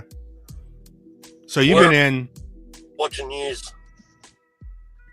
how many years? You've been in crypto? He said watching you. About 7 He years. said he bought in at 384. No. I bought it just after it crashed back down. Okay. The first Yeah, so you time. got in like 2018. Yeah, that'd be about right. Yeah. After the yep, and that was before all the court stuff happened. Fuck yeah. Yeah, you're OG, man. I got in like right before you, man. I was like October 17. I kept But, telling Steve, buy this, buy this, buy this. Steve finally listened. Fucking wouldn't shut up about it. Now my little river keeps going on the internet talking about when her XRP's going. She's I need my money. I think Got about a it wife, might be a like how much does somebody No, my really little like daughter, you River, more than when we were on boardroom the other day. What was that, Buster? it might come down to like how much does somebody just When like my you, daughter, my because- little daughter was on the other day, and she's waiting for her XRP money. Oh yeah, that was good. Right, we're 'Cause they gonna could go be to like, work. man. All right, man. Drive safe. See you later. Beautiful. We got some shit Yeah. service here. Hell yeah, boys. Have a good day. What was that, Buster? It might just come down to like how much do people really like you, because they could, I wouldn't stop about XRP. Anything they say, I'm gonna turn it back to XRP. So they could be like, fuck, man. Buster won't shut the fuck up, man. Do I want to hang out with him anymore? Yeah. Oh, fuck it. I'll just get some XRP. It might just be that, dude, because I will find a way to turn it back. Especially, when I go back to 18, 19, 20. Oh, it's to save their hide. I mean, I would lie if I would say that it wasn't part of it wasn't for me, but the reason why part of it isn't for me is because I want friends. I don't need your fucking money, especially when we moon. I don't want your fucking money. I'm not trying to get some scam out of you so you can drop on ZRP so I can have the evil laugh and scam you. No, I want fucking friends. I want people that are not peasants that I trust. So if I'm bugging you with XRP about XRP, it's because I want fucking friends. I want to be able to call you up and be like, what's up? You know what I mean? Or vice versa.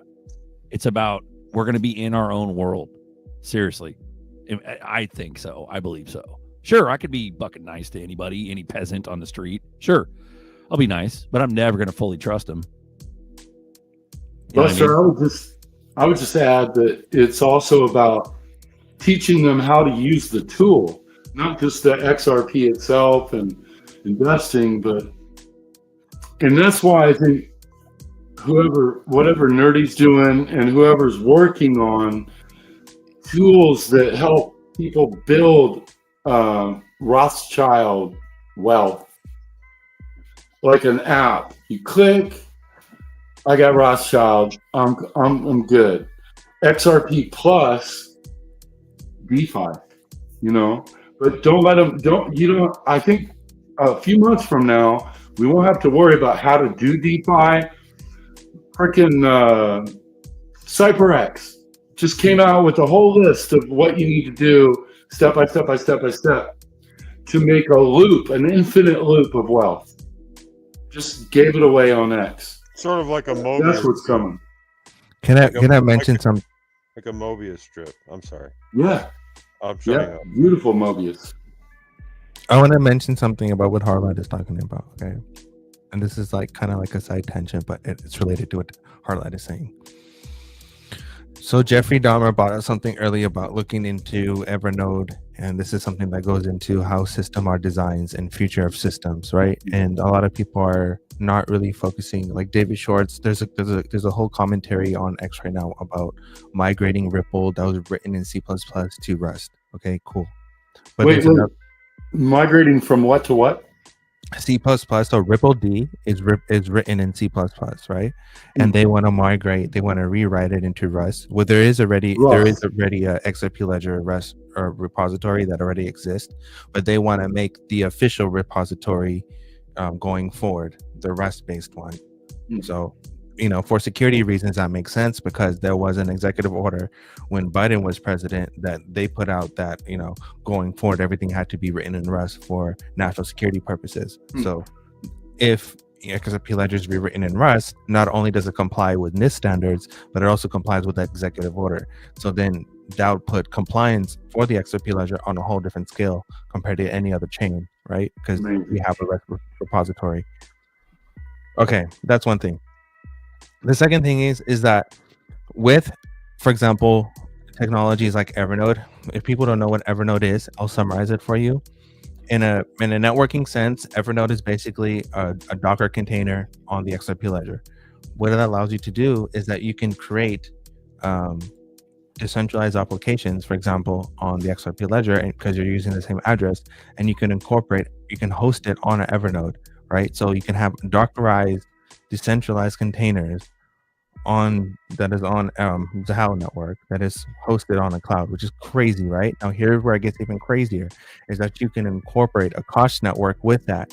For you're muted, Hardlight, you're muted. And you can also incorporate you can also incorporate a Koch network with that to manage for managing resources if it needed to manage resources. So you can literally have a whole decentralized system if you really wanted to build one.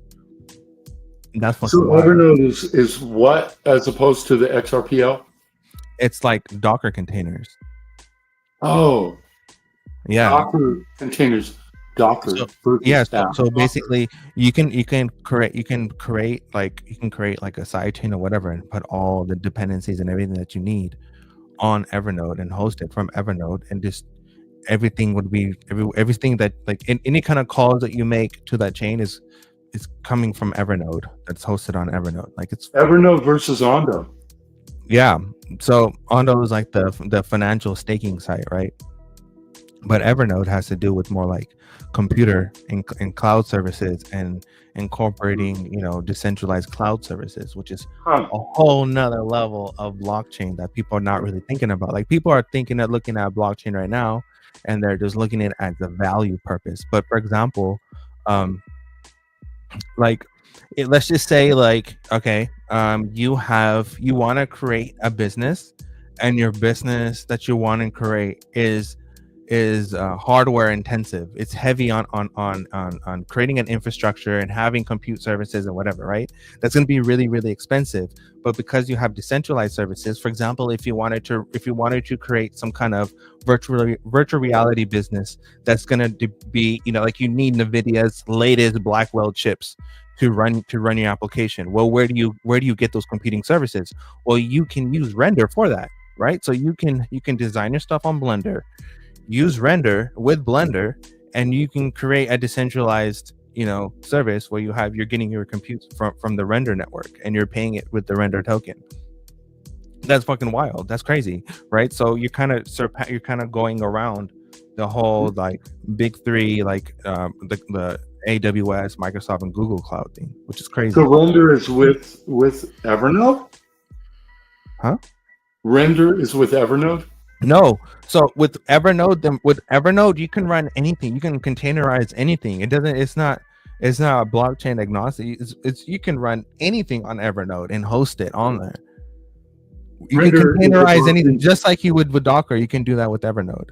So Render is a blockchain technology outside of like for example, Render is a whole nother blockchain that has to do with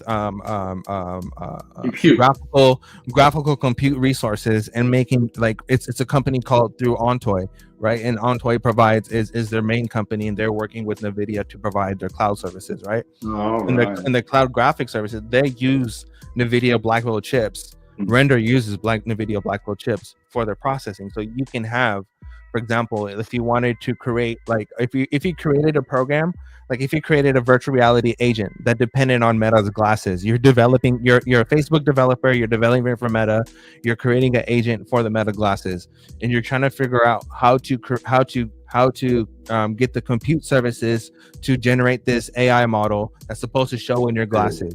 Where do you get that from? You can get those compute services from Render. Okay. Is Render in direct competition with AWS and all the others? Render is solely focused on decentralized graphical compute services. So, and there's different blockchains that do different things. Like for example, for example, like you have, this is why Sologenic and Corium, they're massive chains, because they're focusing on the stock market and different things, right?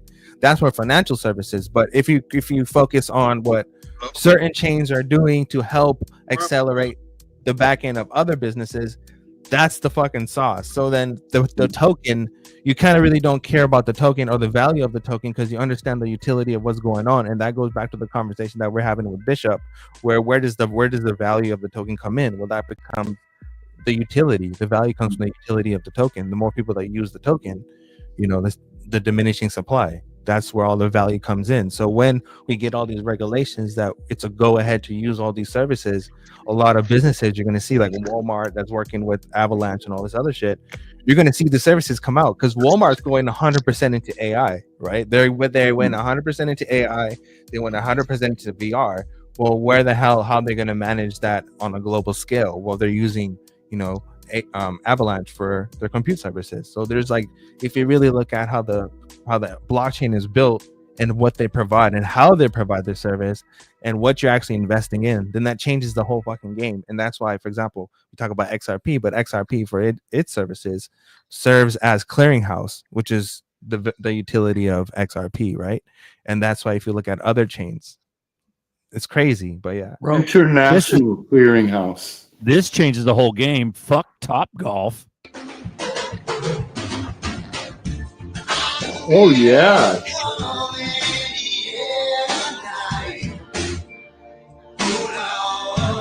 Glow in the dark skeet shooting. Bro.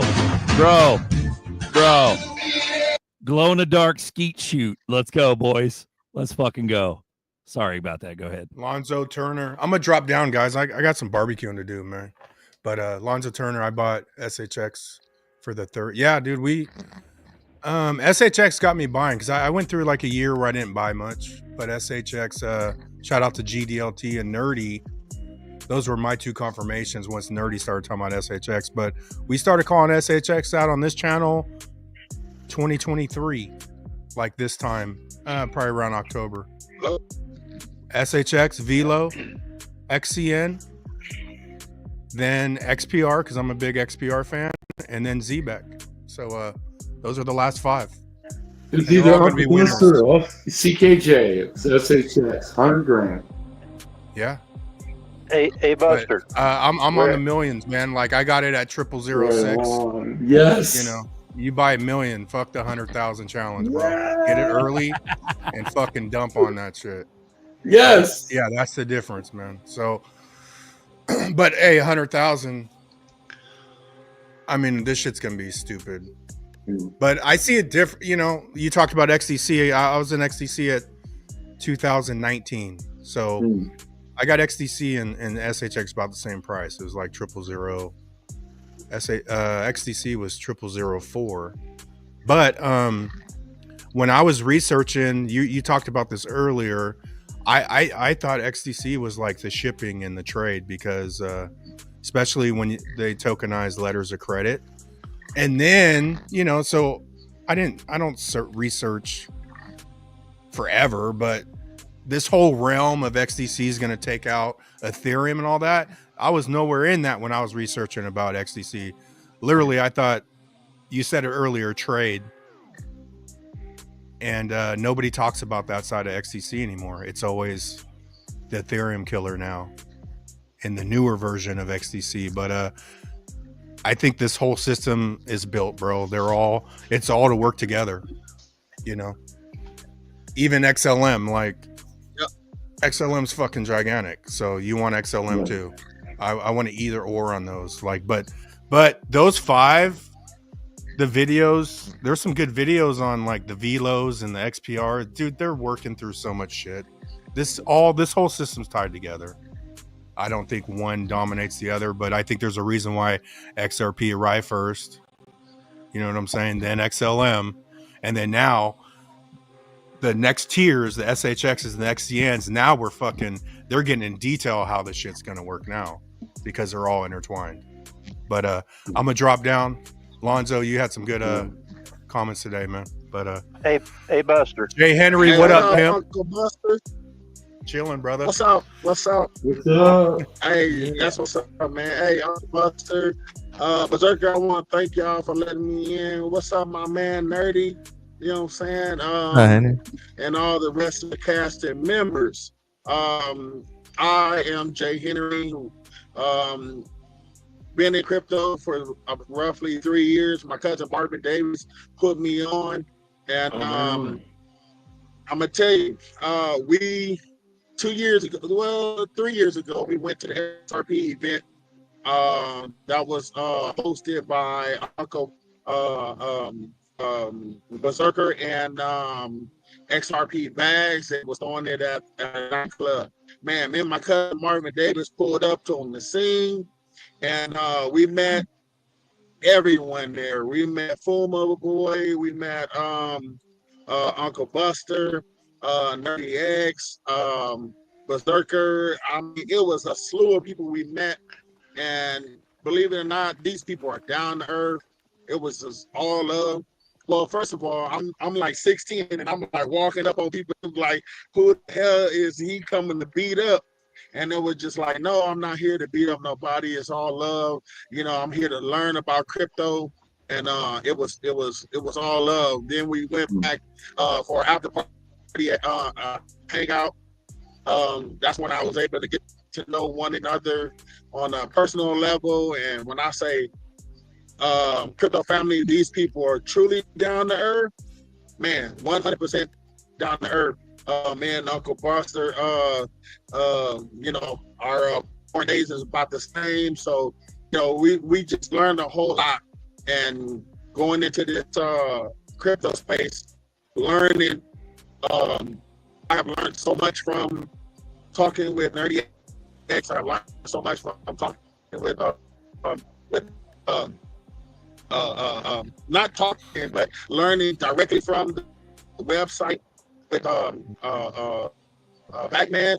And I'm gonna tell you guys, there are cryptocurrencies out there, gems like I'm talking a little bit like Casper and Flare and Cosmo. The ticker's called Atom, H bar. You can stake all of these on up. I've been staking them for the last 3 years, making a passive income, and I wouldn't have learned a lot of that mostly coming into the space.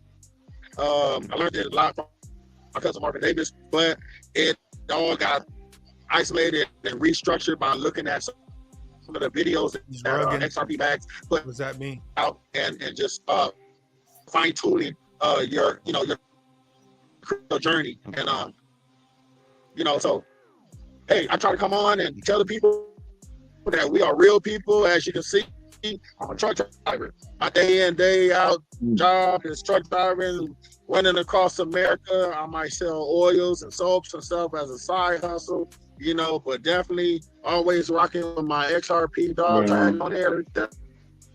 Look, wow, XRP dogs, and not selling no information, don't have nothing for you, but come on and share the information and just tell just some random people, because I got friends and family who didn't listen to me, and now that it's taken off, they call in there and say, "Hey, bro, is it too late?" No, it's not too late. You can still get in. I mean, you got people trying to buy $105,000 Bitcoin, and XRP is at $2.92.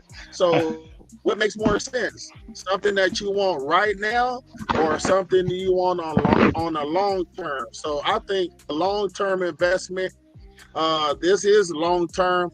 A lot of these people been waiting years. What's a few more years for this thing to take off where you'll be financially set and stable? But again, do your own research. And I also want to encourage the community. When this money, XRP, take off and these things become $100,000 like Bitcoin, are you going to file that in your personal name? Or are you going to go out there and set up an LLC so you can get on the business level and keep your finances? Or you might be that guy and say, you know what, I'm out of here. I'm just going to take profit and go out and buy hookers and beer. Hey, that's on you. It's your money. Do what you want to do with it. But I'm going to be a little bit more smart and try to, set up some kind of LLC, some kind of family trust. My cousin, he did Jay Claver, he's a real good guy, teaches all of that. But I kind of evolved it, kind of wanted to do the hands-on, so I did it myself to Wyoming attorney.llc. It's all kind of options out there for you to do this, but I'm not filing this in my regular name. So, hey, if you want to put yourself in a 5% tax bracket, go right ahead. But I'm gonna be a little bit wise so I can my millions can make babies and make more babies and more babies. And when I say babies,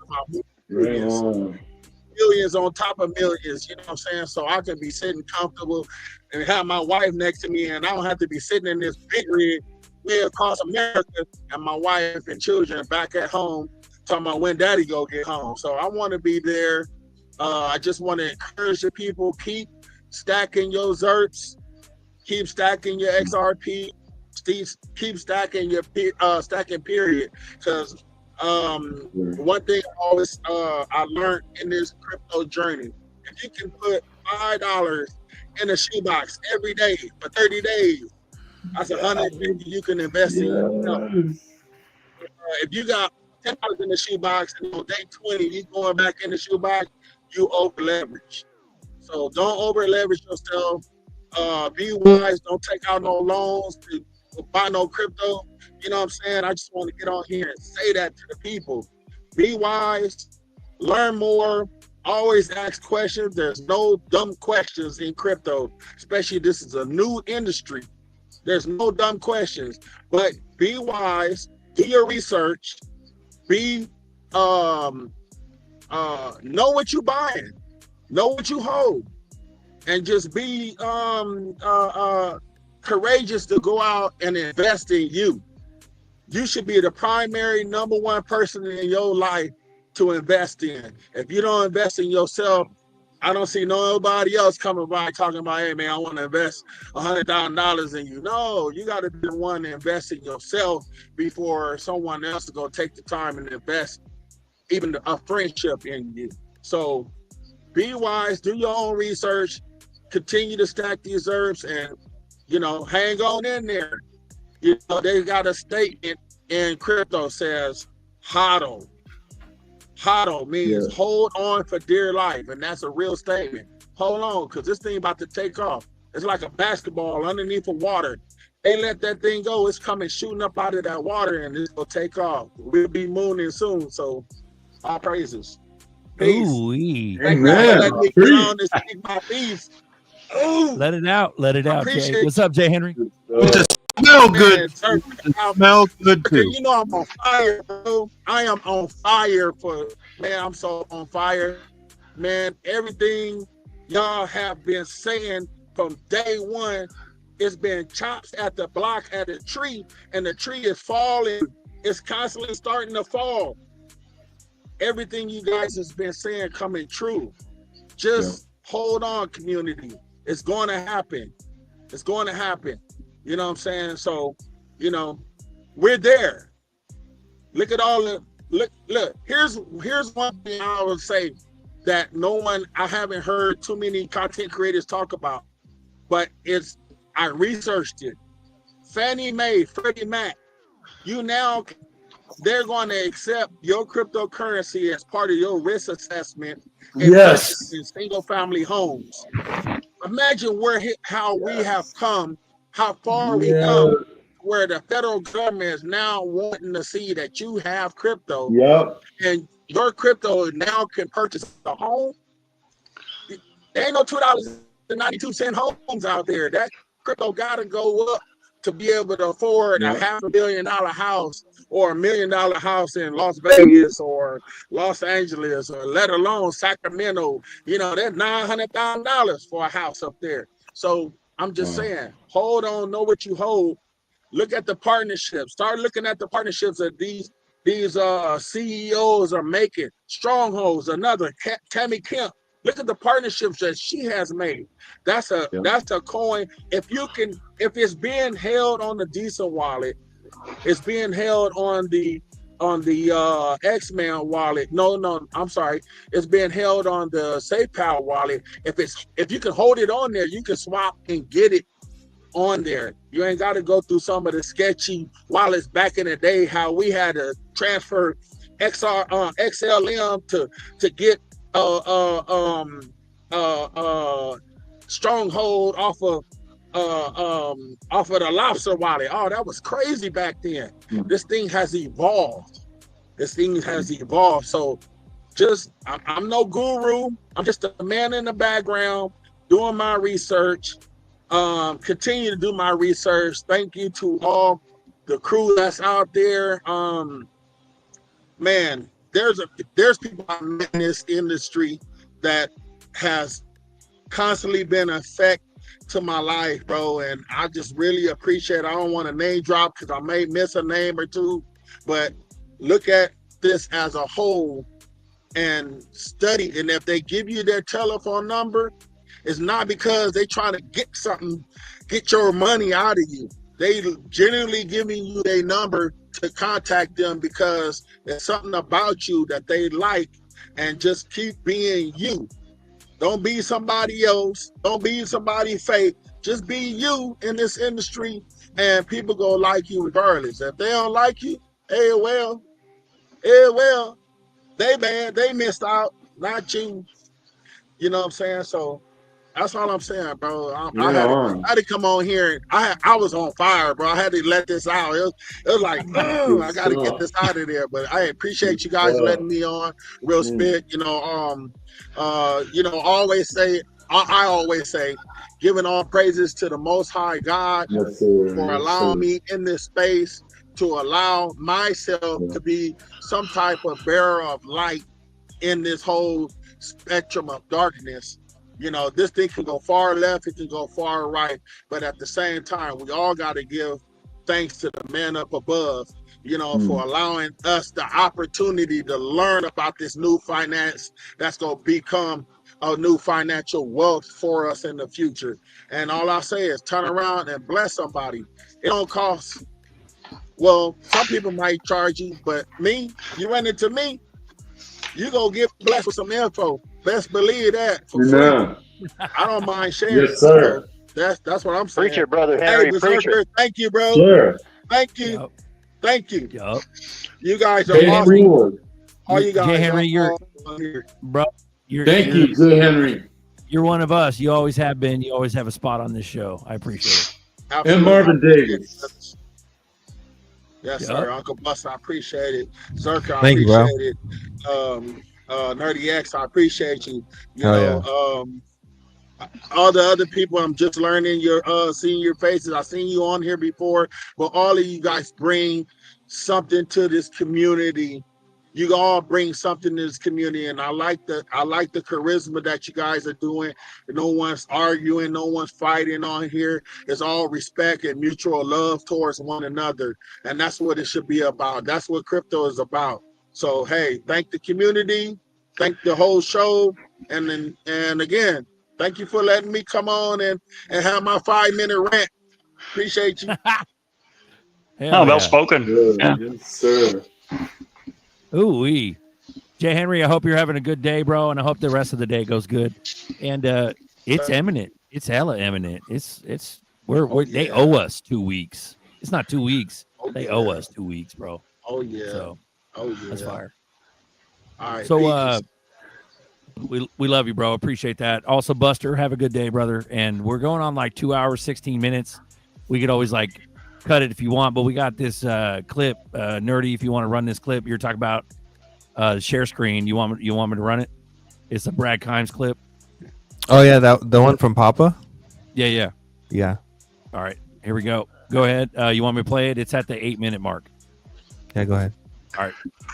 So now take a listen to this right here. Look, I've said repeatedly, we want to accumulate as much as we can possibly get, and these budget neutral ways are outlined in the SBR executive order.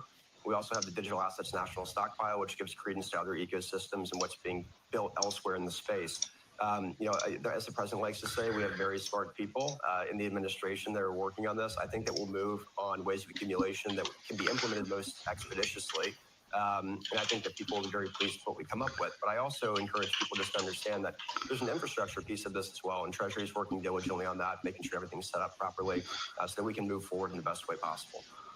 Well, there you go. And agreed, the U.S. will price control the digital assets they acquire just like they do oil, especially the U.S. domiciled assets that have utility. Think of it. Why would the government accumulate anything that doesn't have the promise of utility? If the government understands that they know that they're going to onboard trillions and trillions of dollars onto certain protocols, then it's a no-brainer for them to issue U.S. digital asset bond issuance for XRP, ADA, Solana, and others that will be used for utility reasons, because they know that that level of utility will price drive the asset in the protocol, which means it makes sense that they could open up a bond issuance for those assets. And instead of taking the assets or paying for the assets, they can sell bonds and acquire the assets in a neutral way, but also allows the consumer and U.S. citizen to win with the U.S. government as they acquire these assets. And then obviously the ones that they target and acquire, they realize will be very important for the next several decades. This gives them the ability to price control those assets once they get a large enough stockpile just like they do oil. I had this conversation with Cristian Carlo just at XRP Las Vegas 25. That's it, Bert. And he Berserker, that's agreed it. that this is absolute. Roger that. Go ahead and talk about it. What are we looking at? I wanted to get your guys' opinion on what he said in that one part. Was that Brad Grimes? That was Brad Crimes, Yeah. not Brad Oh, Crimes. Yeah, that's interesting. But I was wanting to know what your opinion on, or what y'all's thoughts were on that part where he says they will price control the assets just like they do oil, especially the ones U.S. government take that are utilities. Well, to Well, me, he's that's also saying, said if you have a big enough bag, you can participate. That was the sauce. So you want to get our opinion on the price control.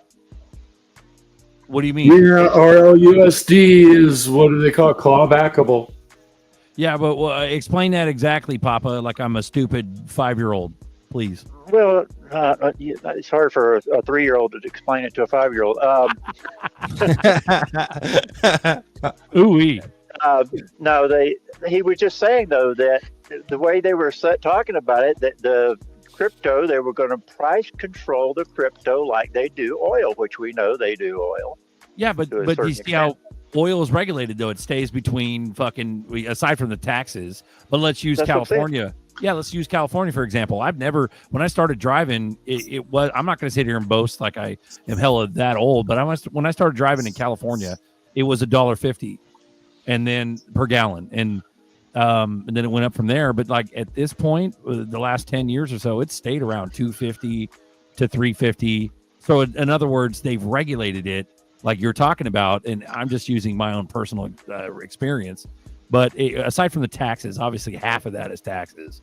But what I'm saying is once it goes up, my opinion is once it goes up, they're going to regulate it like oil. It's going to be let's go monster numbers, fucking 50 grand per coin, 20 grand per 100,000 per coin. It's gonna fluctuate at that level. We're not going to see the crazy ass price dips that we see now. Or not. I don't believe that. So sorry, go ahead. With that being said, that their only way to control something, which they can't control right now, because the only factor that's stopping them from controlling something is the fact that we're able to buy it. So that means once the exchanges run out of whatever they are holding, that is it. You won't be able to buy it. And or this goes back to what we were saying many shows back of there might just be a select amount of people who can buy it. And if you do want to buy it, you do have to buy it from your bank, but it would be at a premium. In that manner, they would control the supply because they would literally buy it up, as Vanguard has been doing with Bitcoin. Okay. You get what I'm saying? Supply will disappear, but I think exchanges, I think it will disappear.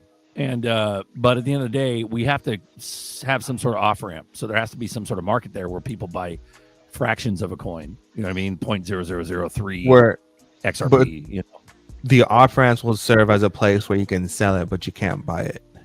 Oh, yeah, but what I'm saying is, anytime anybody, especially a government, mentions price control, to me that's not free market. it's never free market. Right now, they're suppressing the fuck out of Yeah, XRP. we don't live in a free market. XRP should be $500 right now, minimum. Look at silver. It should be a $200 coin, a $500 coin, just sitting where it's at. Just like ETH is. ETH is sat around a couple thousand. Just like coin. silver. Same as silver. Yep. Silver is fucked, right? Well, yeah, no, they suppress and control everything. The market's a fucking hoax. Period. So Always has been. that's what my point is it's just like silver. What's to say they don't keep XRP, anybody, in a certain range that we don't like? You're saying it. Let's say they suppress it forever and the price never goes up. Is that what you're Look saying? at silver. They've suppressed it for 30, 40 years.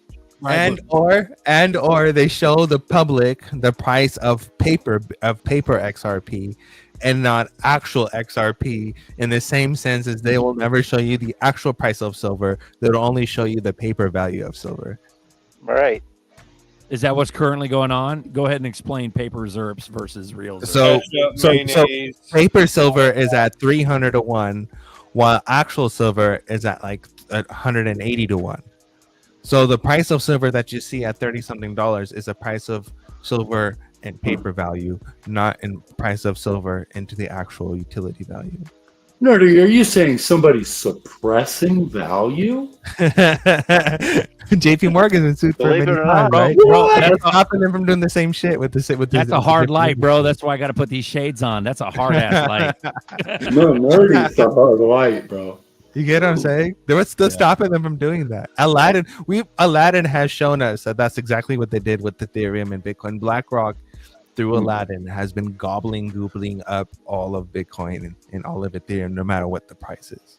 It just keeps buying it, and is just sucking data off the exchanges.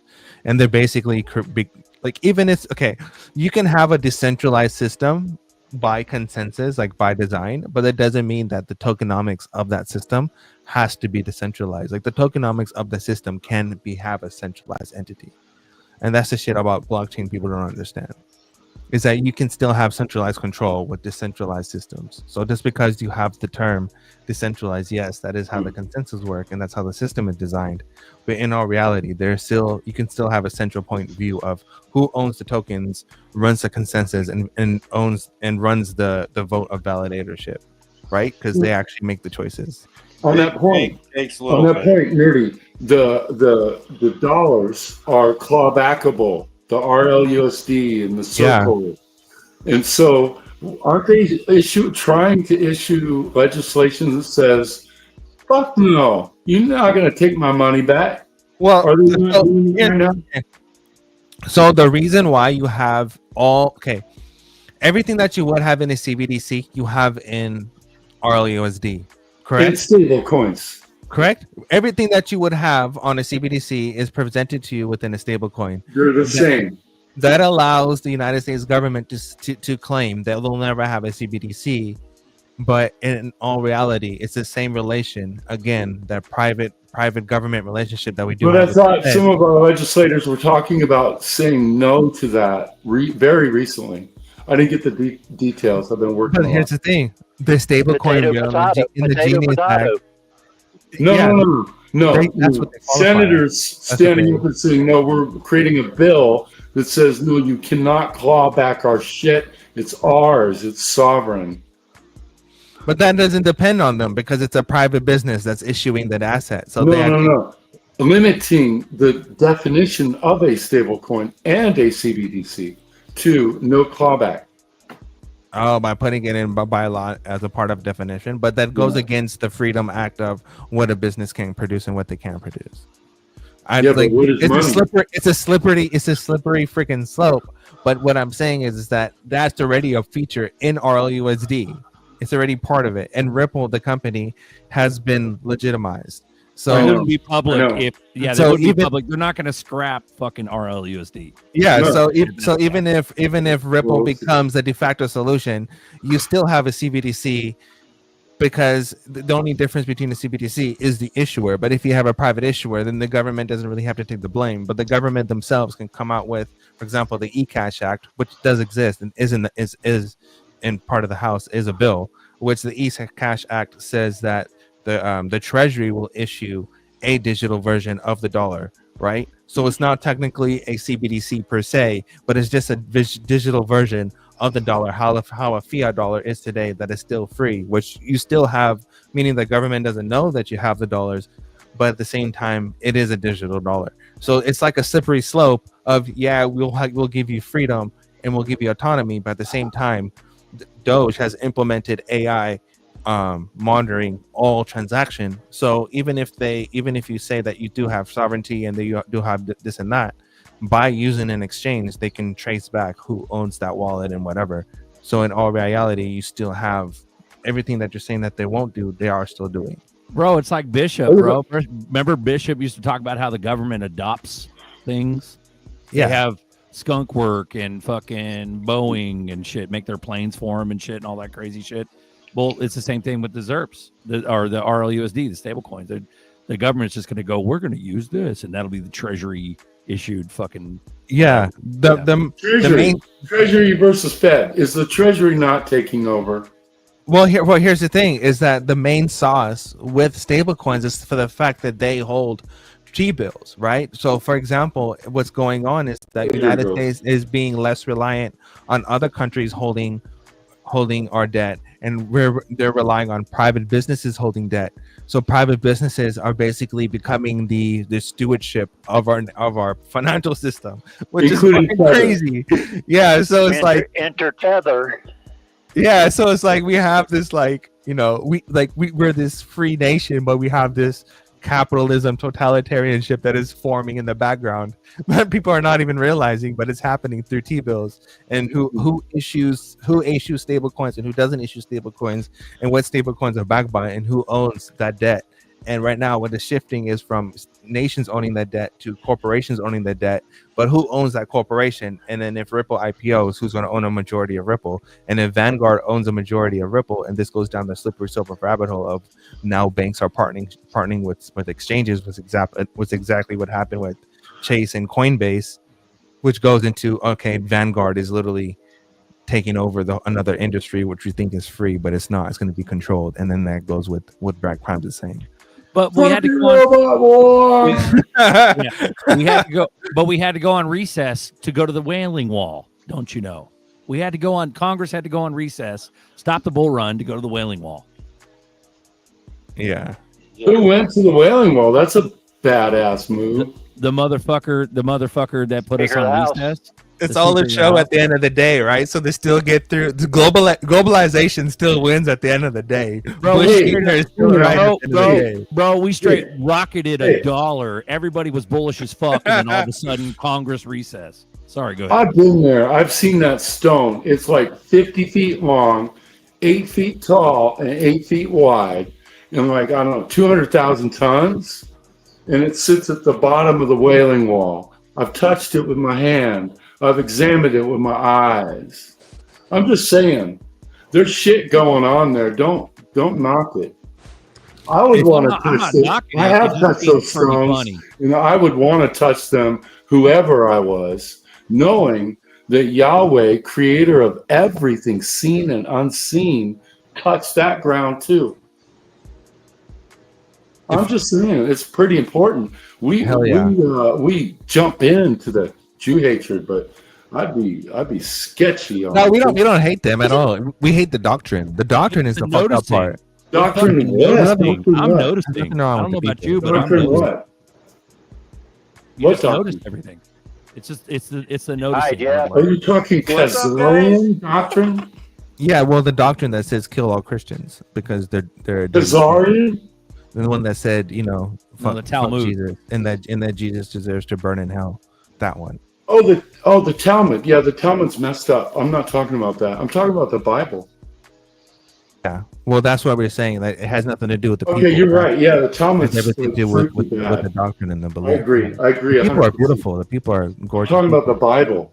Yeah. I'm noticing Jeff just joined the show. What's up, Jeff? Sorry, I'll back guys. No, you're good. Hard light. Don't be sorry ever, bro. Like we could just sit here and rant. It's like earlier, Glenn and whatever. Glenn. I didn't know that you guys were mad on the Talmud and not the Bible. I thought it was a weird. Anyway. Well, the funny thing, the noticing, just to touch on your shit, but with the noticing is where, without any kind of like reserve or critically thinking, without any kind of contest, the Bible tells us to literally worship them. Yeah, because they're the chosen people. The Jews. That's what we're exactly. No matter what. Yeah. That's what I'm saying. What? Bible tells us to worship the Jews. No, there's a verse where it says a whole bunch of women will look for a man who knows the Torah, a Jewish guy who knows the Torah. That's a completely different topic. I'm talking about wholesale. No. The Bible just says. Did Jesus say you have to worship the Jews? No, I'm not asking you that. I'm not saying, hey, fight with me about the Bible. What I'm saying is, what I understand about the Bible is that it's been told and altered to the point where it's nothing but Israel. Let's go to the Septuagint. Go to the oldest one. Right. Go back to the old school ones. Yeah. Yep. Yeah, there's even ancient Hebrew all over the earth. I believe it's biblical. I don't understand, or nor do I even claim that I'm some sort of scholar at all. I believe this is good versus evil, but I think that a lot of versions have been changed. A lot. A lot of stuff you don't know. Yes, amen. I agree with you totally. Well, the then- Septuagint is 900 years from the King James. Berserker, you're before fucking the blasphemous King James. because you're questioning the Bible. But Berserker, don't question the Bible. That's God's word. It can't be changed. Blah blah blah. Bro, welcome to my theory of the future is actually our past, and the past is actually our future, and that Christianity is actually way older than what we understand. And Tartaria and all that stuff was actually covered because they were actually a way advanced civilization than we were. And right now we're living in devil's hellscape because that's exactly what we were told what would happen. And we're watching the ancient Ethiopian future prophecy and not a past prophecy. So if you think about how the Bible is written, we're actually living in future times and not in past times. So think about that shit. I'm just saying, it makes sense. Yeah, and Enoch did it. They went through it before. Why does Enoch they went through all exist, this. bro? Enoch wouldn't exist if it wasn't a future prophecy. But how does it prove a future prophecy exist if it wasn't a past prophecy to begin with? Well, the book of Enoch is rejected by mainstream Christianity. No, I'm just saying. I'm just saying. Totally It fucking sounds crazy, but it's The true. two mainstreams do not reject it. Three, including the Catholics. The book of Enoch is completely discarded by. No, not in Ethiopia, not in Greek Orthodox. I agree with you. I'm a and not in Old Catholic. I agree Mainstream. with you. The mainstream American Christianity is Israel could do no wrong, and this is where this is fucked though. This is where it is. This is where we go into the false light, where the whole point of this, if you read False light, the false light, which is the false light of Lucifer. So essentially, we're going Okay. into a new era, a new golden age. I'm just going to crack it down as simple as I can. We're going to a new era, a new old golden age, but it's essentially a war of the Gentiles fighting against Israel. That's why Israel, Jews are on the forefront, even though we're not supposed to talk about it. It's like a double psyop. So the psyop is don't talk about Jews. But the actual psyop is please talk about Jews and get angry about Jews because the Gentiles are going to fucking fight against the Jews and we're going to go into this fucking massive holy war because literally what Satan wants is the Muslims and the Jews. Oh, dude, it's crazy. It goes deep, deep, deep. There's another layer to this that general conspiracy theory isn't even talking about, and that's the false light of Lucifer. We're going yeah, and I agree 100%. Mohammedan or whatever the fuck they They believe in. want us is gonna to happen fucking in hate 7 years. Jews. That's what I'm saying. They want us to hate Jews. You never mind Jew, Arab, Gentile. Never mind all that. Go back to the snake versus the first humans, and what God said to both of them. He said to the snake, "Your seed and her seed, not his, her seed," which is weird because men have seed, not women. He said, "Her seed will crush the head of your seed. It'll wreck you all." And that war has been going on ever since. Trans. That is bananas, bro. It goes way, way, way, way deep, and we don't have enough time for this shit. Yeah, I'm done. That's all it is. It's Love you, not Arlight. done. Thank you for the sauce, It's not brother. about not talk about it. It's about holy shit. We can go so far with this. We can. Yo, we did. We're done. No, Hardlight, I appreciate that, and I agree with you. I think the Ark of the Covenant's in Ethiopia. Right on. No, there's some shit, dude. And so I know. People come to these Berserker. Bro, you want to hear a wild ass It theory? was down in Mar-a-Lago just last year. It was in Mar-a-Lago. You're Yeah. lying. Check this out. I think personally, all of Egypt and all the stories that we were told is actually America because there's more pyramids in America than anywhere else in the world, and no one can explain why. Oh, now. Hey, now.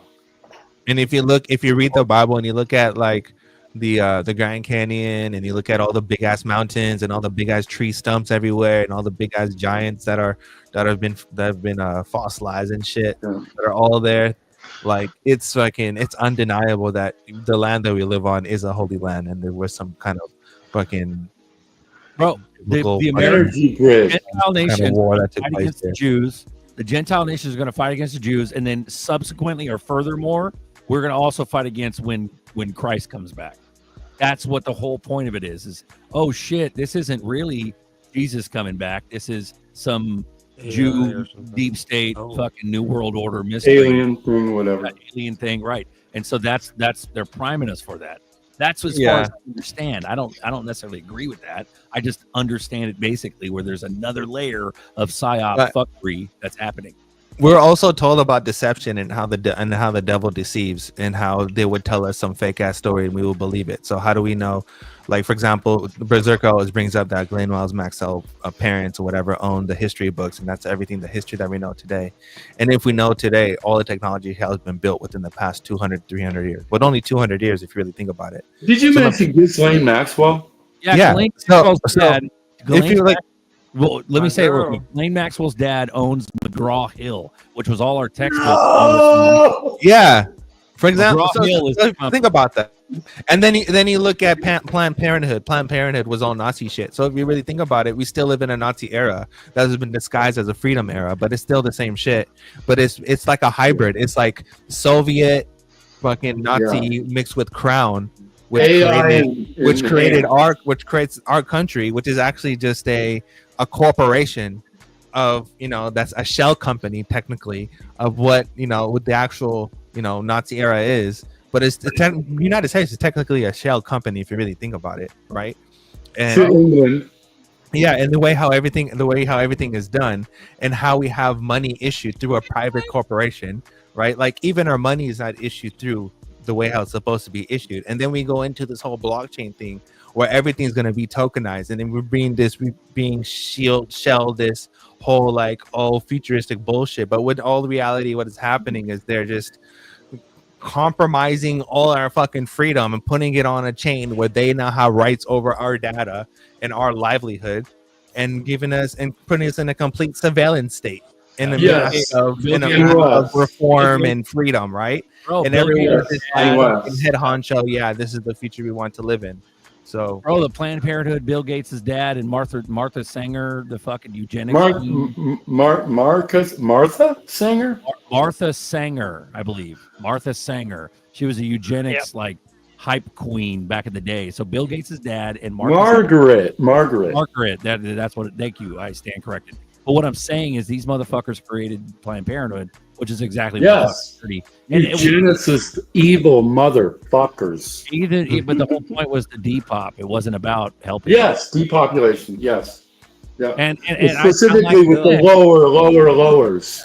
I sound like Glenn because I am Glenn. We are all Glenn. We fucking learn. We are all fucking Glenn, bro. We've been there at some point. We and Glenn look alike, man. We are all one. Oh, good. Then let's make a suggestion, okay? Nerdy, this is directed to Nerdy. Let's go. Okay. As an older person, I see the wisdom behind your thinking, but your wisdom is going to glaze over a lot of our heads, okay? Including me. I'm not all that fucking smart. I'm just here, okay? But I'm just telling you, you need. I shouldn't say that you need. You don't need to do it. You do what you do. But what I would ask of you, from a person who is older, who is not so savvy in this space that you're in, we need you. I don't know how to say this. Just say it, Glenn. Just say it. We need you to don't think so far out.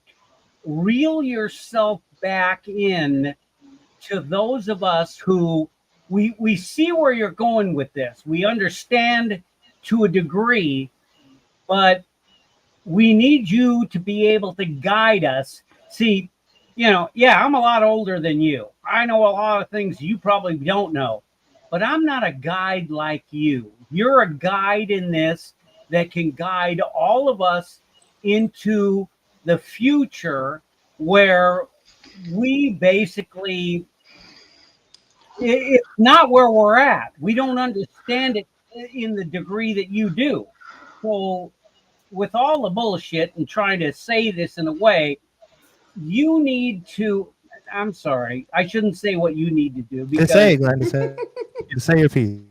I'm just thinking that if you could use your wisdom to move us in the direction that we need to move, it would be way more helpful than us thinking that you're kind of hammering us down because we don't know shit. Yeah, I know I don't know. Never. He never does that. No, because I don't know anything. Hey, I want to intervene. He is making nerdy labs for that very reason. Boom. Exactly. Papa. Yes. Exactly. No, but seriously, Glenn, I totally agree. I'm a boomer. I'm at the bottom or youngest of the boomers. Appreciate that, Glenn. Love you, bro. Glenn, you're right. You're right, bro. Because the biggest money is you and me. I'm not, but maybe you are. But boomers have the money.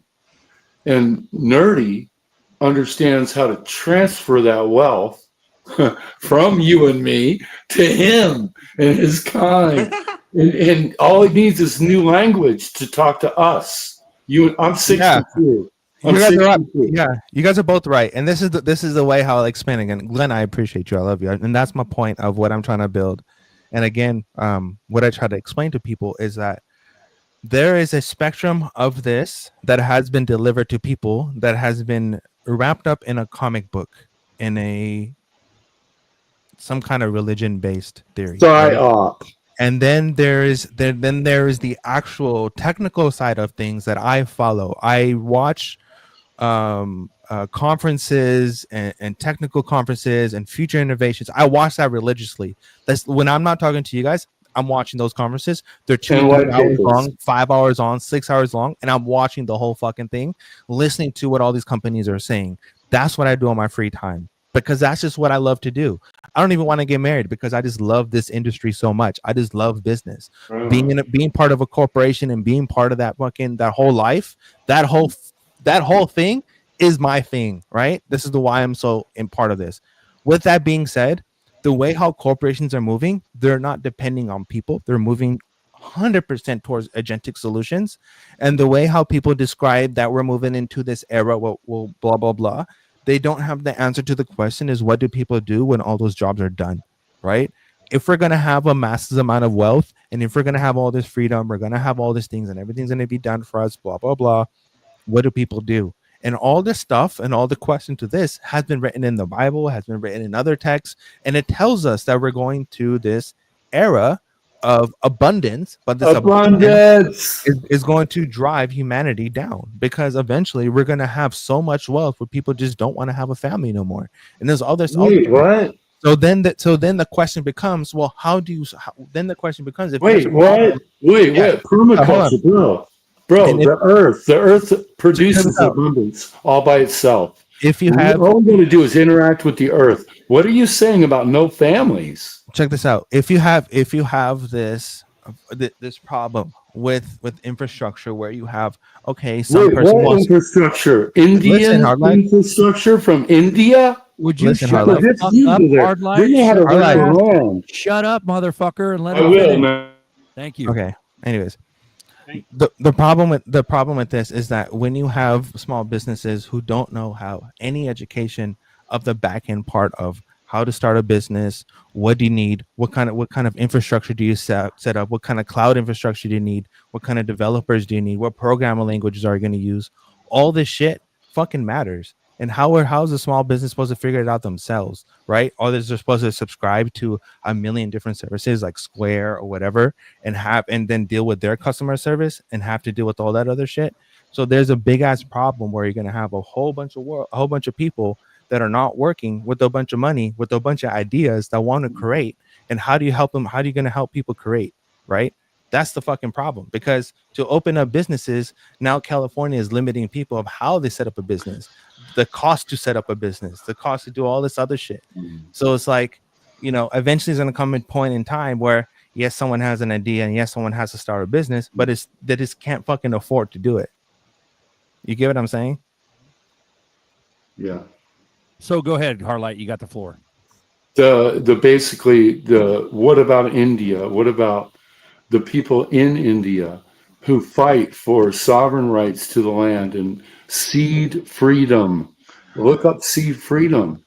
You know, I mean, it's happening on Earth. All right, let me tell you something, Harlot, about Indian politics and the whole thing about India, okay? India is a fucked up nation with a bunch of fucked up politics because a lot of them can't decide whether there's communist, socialist, or they want capitalist. They can't fucking figure out. And then you have a whole bunch of different sectors that are a whole bunch of different religions, a bunch of different mindsets, a whole bunch of different doctrines, and they all living conjected into one state that's supposed to be this democracy. So to talk about Indian politics in relation to Western demographics is fucking crazy because India is fucked because they can't even figure out what the fuck they want to do. So there is a movement though that's in, but a lot of them are socialists and a lot of them are fucking communist, and that's why that's the way India is the shithole the way it is because they don't have a fucking identity. Right, get it. Christian, Hindu, Muslim. Get it. It has nothing to do with religion. It has everything to do with politics and their direction of where they want to go with the country. Because there is no fucking grounds of what the fuck they want to do.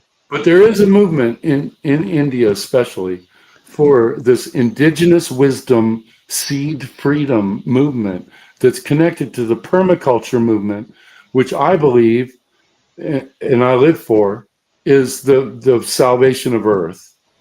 So open your eyes to that because it's there. And I think that when you say abundance, I deeply identify with Earth's abundance, never mind crypto. And my app that I want to make is going to connect the Earth abundance to the crypto abundance because I believe crypto is just a great, honest ledger. It's so simple. Everybody gets to participate. It's an equal and a level playing field. And that's the way the Earth works. And India's doing great things, bro. This is the one thing about that people understand is that when people move to other, like for example, how a lot of people that live in India and like they have a lot of engineers or smart people, or a lot of people live in China or whatever, so on and so forth, that move to America. The reason why they move to America is that we have structure. We have law and order. There's a structure where you have your rights in a certain sense, and then there's law and order. There's a structure. It's not fucking all hell breaks loose, do whatever the fuck you want, and we own you, and we're going to tell you what direction to go to stuff, right? This is the reason why capitalist in a capitalist nation works. It's the reason why the republic fucking works, and the reason why we're the most advanced nation on the fucking planet, because there's structure. Without structure, there's no nothing. Let's get more of their best. Let's show them, and then they'll do it. No one's gonna do anything because the world is fucking retarded. You have to understand is that people, the way how people live and the way how things are is because they choose to live that way. If people want to change, they would change it. This goes back to the marble theory, where you can't say, hey, America is gonna, like, look at Europe, for example. You can't be this icon of like, this is how you're supposed to live and this is how you live, with a bunch of people who do not want to live like that. The way how people live and the way how they are in their environment is how they want to live. And they're comfortable living like that. And then when they're going to go to a nation that doesn't live like that, they're going to try to incorporate their no moralities into a nation who doesn't live like that, because they're promised this other shit. You can't migrate mindsets. That's what the marble theory goes, is that if people live in a fucked up place, fix that place rather than moving to our place and fucking up our place. But real quick, I want to challenge the black pill and my clear pill. The marvel and the whole idea of whatever annihilism, whatever it's called, versus abundance. Abundance on Earth, never mind the concept that's meant to psyop in crypto. Let's just talk about planet Earth, seeds, rainforest. Rainforest was manufactured. Rainforest is full of food plants because it was manufactured about 2,000 years ago. And we can do that. We can do that. I'm just saying, abundance exists. Abundance. It does. But look what happened to the guy who created a fuel out of plastic. Where the fuck did he go? Right? Abundance exists. The government will fucking kill you. Why is California currently fucking a complete tinderbox? It literally could burn. You could spit, Exactly. You could spit on Here's it. my only hope is that before Jesus comes back, there'll be a surge of righteousness. And then he's like, oh, I got to have those people. And he grabs us, and then it all happens.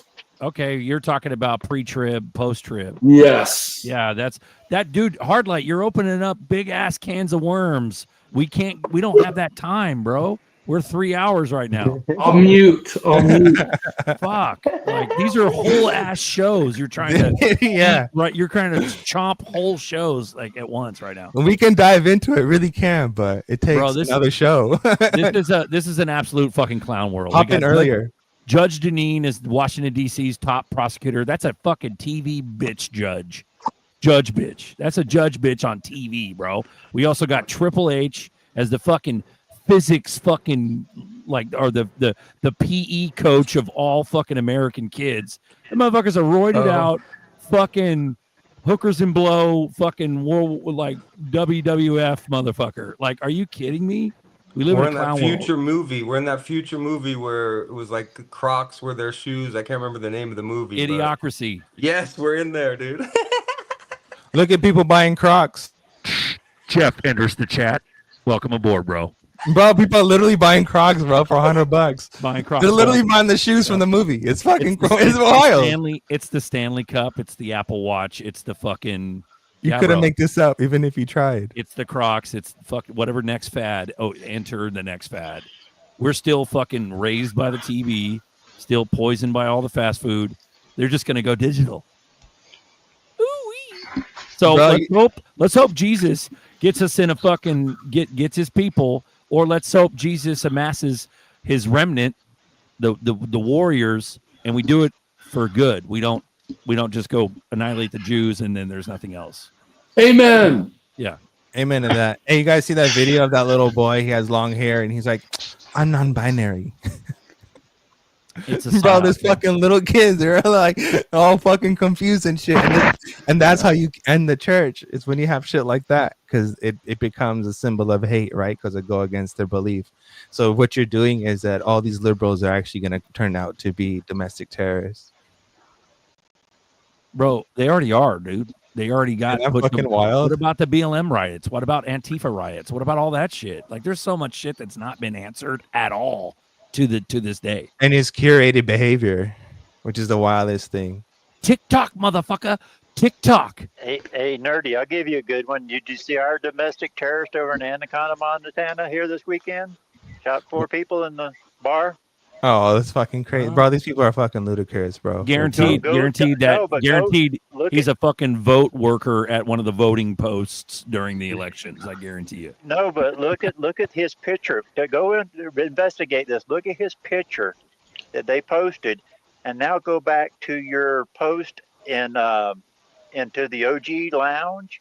Yeah. Of the 33rd floor shooter, and look at them together. Same motherfucker, isn't it? Same person. They could be brothers. Holy shit. And that's just noticing. That's just noticing 101.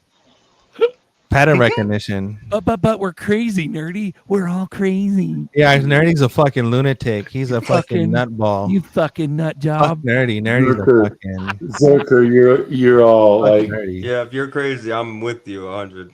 I love you, Jeff. You're my guy, brother. You're my Noticing fucking guy. 101. Noticing 101, you know? Yep. That's a good one. It's that simple, dude. You put the 2 and 2 together, and you don't let your fucking inner brain shut it down because you don't want to be viewed as crazy in society. As long as you can fucking like knock that shit off and just be like, fuck it. I saw what I saw. It's the critical thinking. I looked in the OG lounge the other day and just happened to see that somebody posted. I don't know where Nerdy posted or somebody posted it, and the picture of that guy, and he was making the funny face, and that's great. And then I see this guy on our TV. I'm going, that looks familiar. Yep. So I go As back long and as look you and, don't oh, shut look. your. All I did was talk Yep. shit in that chat. All But I fucking did was talk Papa, shit. you fucking noticed, and you didn't. Your brain didn't shut down the uncanny fucking resemblance of shooter in Montana and shooter in New York. Like you didn't shut that down, so you're like, oh fuck, that's a thing. Like as long as you don't doubt yourself, you're good. Hey, Laurence. Hey, no, bro. I saw the clowniest clown shit ever in my life is to see fucking Triple H on the stage with fucking Trump as a PE person, bro. Like, what the fuck? Well, and what then about you have Linda McMahon, his fucking mom, and on his You mother-in-law too can be part of the on his WWE administration. show. Bro, it's a fucking GH clown growth TV show. hormone. We got Bro, WWE what stars about- literally in the fucking presidential fucking administration. Well, What let's the hell talk is about going let's on? talk about the forgetting shit. What about fucking Cash and Bongino? Like the clown, the first one of the Hilarious. first clown ones was Bongino being the deputy director. What the fuck? These guys were on Fucking Rumble. Bongino, bro. Bro. The fucking part owner of Rumble is now the fucking FBI Hey, director. now, Bongino was a Secret Service agent for like 5 different presidents. Give him a Bro, break. hilarious. No, it's not about giving it a break. It's about what the fuck happened. These guys were like, fuck this. Epstein files for everything. And it wasn't just Epstein files. They were full like Q, all this shit. And then all of a sudden, they shut the fuck up. Yeah, then No, Ray they're- gets they're indicted. wrong. Fucking Ray gets indicted. So you got right to of keep all up on the people. news. He hasn't shut up. No, he never shut up. The fear on fucking Cash's face during that, like, what was that? The I fear on agree. his face. Was I saw that. Yeah, that I shit saw was it. nuts. Yeah, because they're dealing. What Bongino just said recently, he said, "This shook me to my core. I'll never be the same again." It's demonic. What's I'm going not on? talking. I'm not talking about it being shook to the core. I'm talking about them stopping the fight for truth for the people. They No, stopped- no, they- no, I'm telling yeah, you, dude. yeah, Hang yeah, on, yeah, hang on, yeah. hang on. Yes, hard light, motherfucker. Yes. Hang on. Okay, go ahead. I'm done. Oh, you're done. Okay. What I'm saying, hard light, is that these fuckers stopped in their tracks. These fuckers stopped in their tracks for the truth He for the was people. shook to the No, core. no stopping. He was shook to the core when they said, "I will kill your family." That shook Yep. him to the core. No, it was They something. dead-ass I think threatened it their was a lives. satanic, ritualistic abuse of children. Hello. Right. Okay. I get Sure. that He part. saw some of that. We all know that. We all know the underlying grotesque, horrific truth. No, we don't all know that. Well, maybe not to the extent I talked about it in the beginning of the show. I don't even want to know how heinous it is. Me But what neither. I'm saying is, we all kind of knew that. Bam, dude, I watched fucking Bongino for 5 years scream at the public on fucking Rumble. He started on YouTube, then he went to Rumble, and he fucking screamed at the public about how they're all the fucked up shit that we're all waiting on. But what I'm saying is, we can hear him all day long talk about how it shook him to his core. What I'm talking about is, where the fuck is the truth? How come the motherfucking people are not being woken up Also, by how the do you have- powers that be? How do you have to get that far into it to notice the truth? Like, we already know so much or have ideas about it. How does he have to get to that level to be shooken to the core? He should have been shooken to the core way before, dude. Amen, Jeff. That's a good point. Man, Jeff, bro. Frazzle drop, all this That- disgusting bro. ass, gross ass stuff, and now you're shooken to the core? Right. Yeah. At that I'm power just saying, level, maybe they it should went have- so much deeper. They should have released the Kraken. The What if it was full-ass aliens? I'm just Kraken. saying. What's that? What Sorry, if Carter. aliens in underground chambers? What? Oh, say it again. What if aliens? What if aliens and underground tunnels, underground tunnel systems? Oh, well, that's Nephilim. See, in my belief Yes. system, that's all fucking Nephilim that's been on Like the earth underwater aliens. yeah. since they were cast down from heaven. They've been on the earth and they fucking rule everything. Yes. Period. Yeah. But what about the massive Earth theory? What about? I mean, shit. Hollow. Agartha might even be real. Flat, Agartha is inner hollow, Earth. massive. It might be All the hollow. It theories. might be flat. It might be. I don't fucking know what it is. But it's something other than what we think it is. Do you guys think there's multiple dimensions? What do you think? This is what I that gets think. a I little think all crazy. the alien stuff is just a cover up for all the pedophile stuff. Yeah. There you go. But Nephilim are still here running everything because they're the ones that are evil to the core.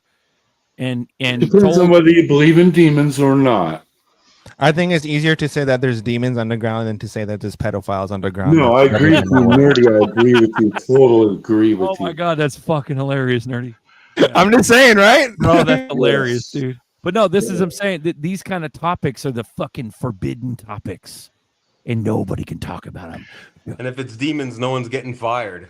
Yeah, if it's demons, then it's easier to write off. But if you say it's fucking politicians, then it's like, what the fuck? Walmart. What? Yep. See, with me, I think it's a layered system. It's a hierarchy. It's a chain of command. I think the demons are underground, and they're fucking telling the fucking human deep state pedophiles to go get the babies, to bring them back to the underground layer in the cages so they can barbecue them and eat them. They might even eat them fucking raw. Baby tartar. Who fucking knows? But my point is that it's all, I think they both exist. There's room for both. I know a lot of demons. I know a lot of the child stuff wasn't aliens. It was Wayfair. So I'm just saying. I remember when they were selling pillows for $30,000 in real time on Facebook and Wayfair. Remember that? That had nothing to do with kids' aliens. That had names everything to that do with were the corporation. disappeared a few years prior. Yeah, Was I remember the name of the pillow or whatever. Or bro, the cabinet. armoires that had first names. Armoires for $90,000 that had first names. Oh, weird. Be there and not let your heart break in real time. Try that, motherfuckers. Whoever's waking up watching this show, Bro, try that. most of the serious pedophiles that you find are actually DOJ and FBI agents who are part of the team or part of the case to manage all that shit.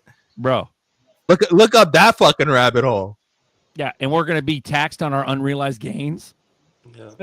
They're like, oh, we're just undercover. We're trying to catch them, but they're doing it. No, mostly. bro, they get exposed to so much content that they actually start getting turned on from all this shit, and they develop a fetish themselves. They're morphing into. That's why all the movies was about. Like, bro, it's like the world is so fucking dark than what people believe, and I think that's why it's so much easier to say that fucking aliens and all this shit exists than to actually accept how dirty and nerdy. dark and fucking how fucked up the government really is. But nerdy, It's both nerdy. It's both. But nerdy, they have to roll it out slowly. That way, the people don't lose it.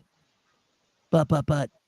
I mean, like, what is it? It's easier to say that, you know, like a demon gobbled up a bunch of kids than to say that it was a government that gobbled up a bunch of kids, and Hillary Clinton actually has a grinder that she throws people in to get rid of them. Like, how do you explain that? nerdy. It's both. They're going after those fucks now, but they're only going after the And they'll ones that eat it were at that were McDonald's. cited in queue. When hundreds of thousands of motherfuckers were involved in all that trafficking and all the baby eating. Here's the biblical perspective. Giants once roamed the earth. President Abraham Lincoln at the Niagara Falls said very proudly and loudly, "Hey, what if the giants saw what we're looking at?" It's a very real thing. Giants once roamed the earth. They were all killed in the flood, except for a few. They were all killed in the flood, and they became demons. It says so in the first book of Enoch. It's very clear. And that's what we're dealing with. We're dealing with both, nerdy. We're dealing with evil people who are also got evil help. But You know- yeah, you know the people thing can be about- evil all by themselves. You know the thing Because- about evil hard light is that this is the way how God fuck with people, okay? Even to the moment of evil, okay? Even at the moment of evil, with the intrusive thoughts that they had and the motivation or whatever drive them to do it, at the moment they still had free will. Because at any moment in time of committing the action and not committing the action, they had a choice not to commit the action, but they completely chose to go with it. So even at the point of commitment, they have free will. So to say that anything is devil driven is kind of false, because it was always a choice. I'm not saying that. I'm not saying you're saying that, but I'm just saying at the overall spectrum of fucking people doing fucked up shit and people fucking with little kids and people doing all this fucked up thing and the government doing all of that, it's the government's fault because it's people doing horrendous shit. It's people doing horrendous shit to other people and not some fucking magic force that's forcing them to do it. It's their choice to do it. Yeah, it's all there is a financial incentive behind it, which is organ harvesting, which is a massive industry. Yeah, or your flesh, your carcass belongs to somebody. Like Bob Dylan said, you got to serve somebody, and it may be the devil, and it may be the Lord, or you might be in a stasis where you got to be true to yourself. You got to be honest to yourself. I believe that there's that childlike place. But yeah, I agree with you 100%. We make our own decisions. However, the Bible presents 1,000 years where there's no devils. They all get banished to a weird place, and humans get to make their own decisions. And guess what happens? what you said. They all make a decision for evil at the end, which made me cry when I realized why, after World War II, after Jesus dying, after all this, you choose to go ahead and. So I agree with you 100%. 100%. Bro, that's why I'm going Big Lebowski, bro. I don't give a fuck because I think General Pop includes like some of us or most of us. General Pop is psyoped beyond repair. I'm going to say that again, beyond repair. We don't have enough time left to cure the amount of psyop we've been triple fucked with for like 5-6 generations. We've been psyoped ever since fucking word of mouth, ever since printing press, ever since radio, ever since TV, and now we're going hyper mode with AI. We are Except for the Gutenberg 1440 press that pressed the Bible. I think the biggest psyop, Zerk, is where that all derives from is this. It's for the fact that everyone is led to believe a prophecy that's going to happen in the future that hasn't happened yet. And so many people are spending time worrying about a future event rather than living in the present. Had to spend the same amount of time to focus on things that are going to happen on the future and spend them at the same amount of time they would in the present and enjoy that time in the present, then whatever is going to happen in the future is going to happen regardless, whether they believe in it, whether they don't, whether they look more about it, whether they research about it. It doesn't really matter because it is what it is. But if you spend more time in the present while acknowledging the future and making choices based upon the acknowledgement of something that's going to happen, then you can make better choices in the present while embracing the present and not really focusing on draining your energy on future shit that you probably won't even get to experience. All the while we get fucking dried out by HARP in California and our rents are out of control and inflation fucking like, dude, there's a lot of this. People are like, but we did it to ourselves. You ever heard that psyop? Oh, yeah. It's our responsibility for our own communities. No, motherfucker. We are absolute victims of the TV and the deep state. Yep. We are, because there's another thing of materialism, right? Where everyone wants a better life and everyone wants new products, but everyone's yearning for more products and not happy with the shit that they have. Sorry, McGraw-Hill never taught us how to fucking manage our money. McGraw-Hill never taught us how to eat right. McGraw-Hill talked about fucking the Titanic. That's what happened. Sorry, go ahead, Papa. I was just going to give you a ray of hope, Berserker. When you moon and you get to my place, to where you got your own place, the psyop will fade away from your memory slowly. It'll drip and melt away like the fat on Uncle Buster's Rub-a-Dub barbecue. Let's go. Amen. You guys go deep, man. I have 3 questions. It's totally different, of course, as you know. First of all, Berserker, how can I donate? Because I have a Revolut app, but I can't scan it with that. So I want to contribute to your channel because I love you guys. You have a lot of knowledge and a good heart. So how can I donate from the Netherlands? Awesome. Oh, we have an XRP address, don't we? Oh, yeah, run that shit. Yeah, we got a coffee time address. Here you go. Boop. There. No, that's Papa's. That's a Papa one. That ain't Papa. That's the original coffee time one. That goes to Can us. I scan that with? You scan that with your Zum or Zomin app. Or I any have other Ledger Live. Yeah, whatever's it, Ledger, whatever. That's an So when you go into Zomin and it asks for the recipient address, you click QR code and then you scan that, and then it'll autofill the address. So you just got to go back to this show and pause it and then scan that. So that's our XRP address that goes to our show. Thank you. And that's about the banks, because fuck the banks. Fuck your account. Another thing, if we on the blockchain, can countries be sanctioned, or is that over then? Decentralized protocols cannot be sanctioned, so no. So is that a reason maybe they drag it out till everything is a little bit in more order in the world? That's more incentive for them to own massive ownership over the network to prevent a revolution over exiting their own system and to keep everyone tied into their system while utilizing the protocol. So, yeah, there's a lot of uncertainty in the world, you know. And the other question was, we can't agree in the world with almost anything, you know, religion and black and white. I'm totally not. I'm good with everyone. But how can we come together that everything's becoming Ripple, XRP? Abundance. What do you, okay, let's go back to question number 2. Let's go to question number 2, being sanctioned. I think everybody's just going to champion, and I think this is an answer for 2 and 3, question 2 and 3. Everybody's going to champion and beg for XRP, or nothing has to be sanctioned or removed. No, it's just going to be the answer to everything. So number That's 2 is, preventing the war. what's that? Is that you think blockchain will? What benefits have countries now to have XRP from Ripple? Everybody must benefit, right? If you're like Russia, you have oil. We want to be greener, right? Everything must be greener. So how do they benefit if there's less oil sold in the future? Cost of payments. It's all transaction payments. It's Okay, all so cost of payments. That's what I can that's what answer XRP is going to solve. My English is not so good, so to Oh, explain.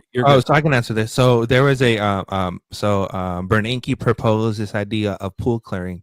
National pool clearing requires nations to trade their currency within their nations, and where their currency doesn't have to leave a nation, but then they have an intermediary asset that allows global trade to facilitate two different nations while settling currency within their own currency. That's how. So all this is a globalist plan, orchestrated and planned in 1943 by Bernanke, who tried to figure out a way how to end the dominance on the dollar, but also to keep a debt-based system. And that's what stablecoins play the role in. Okay. So it's going to be the intermediary that everybody fucking embraces with. Yeah. with So love.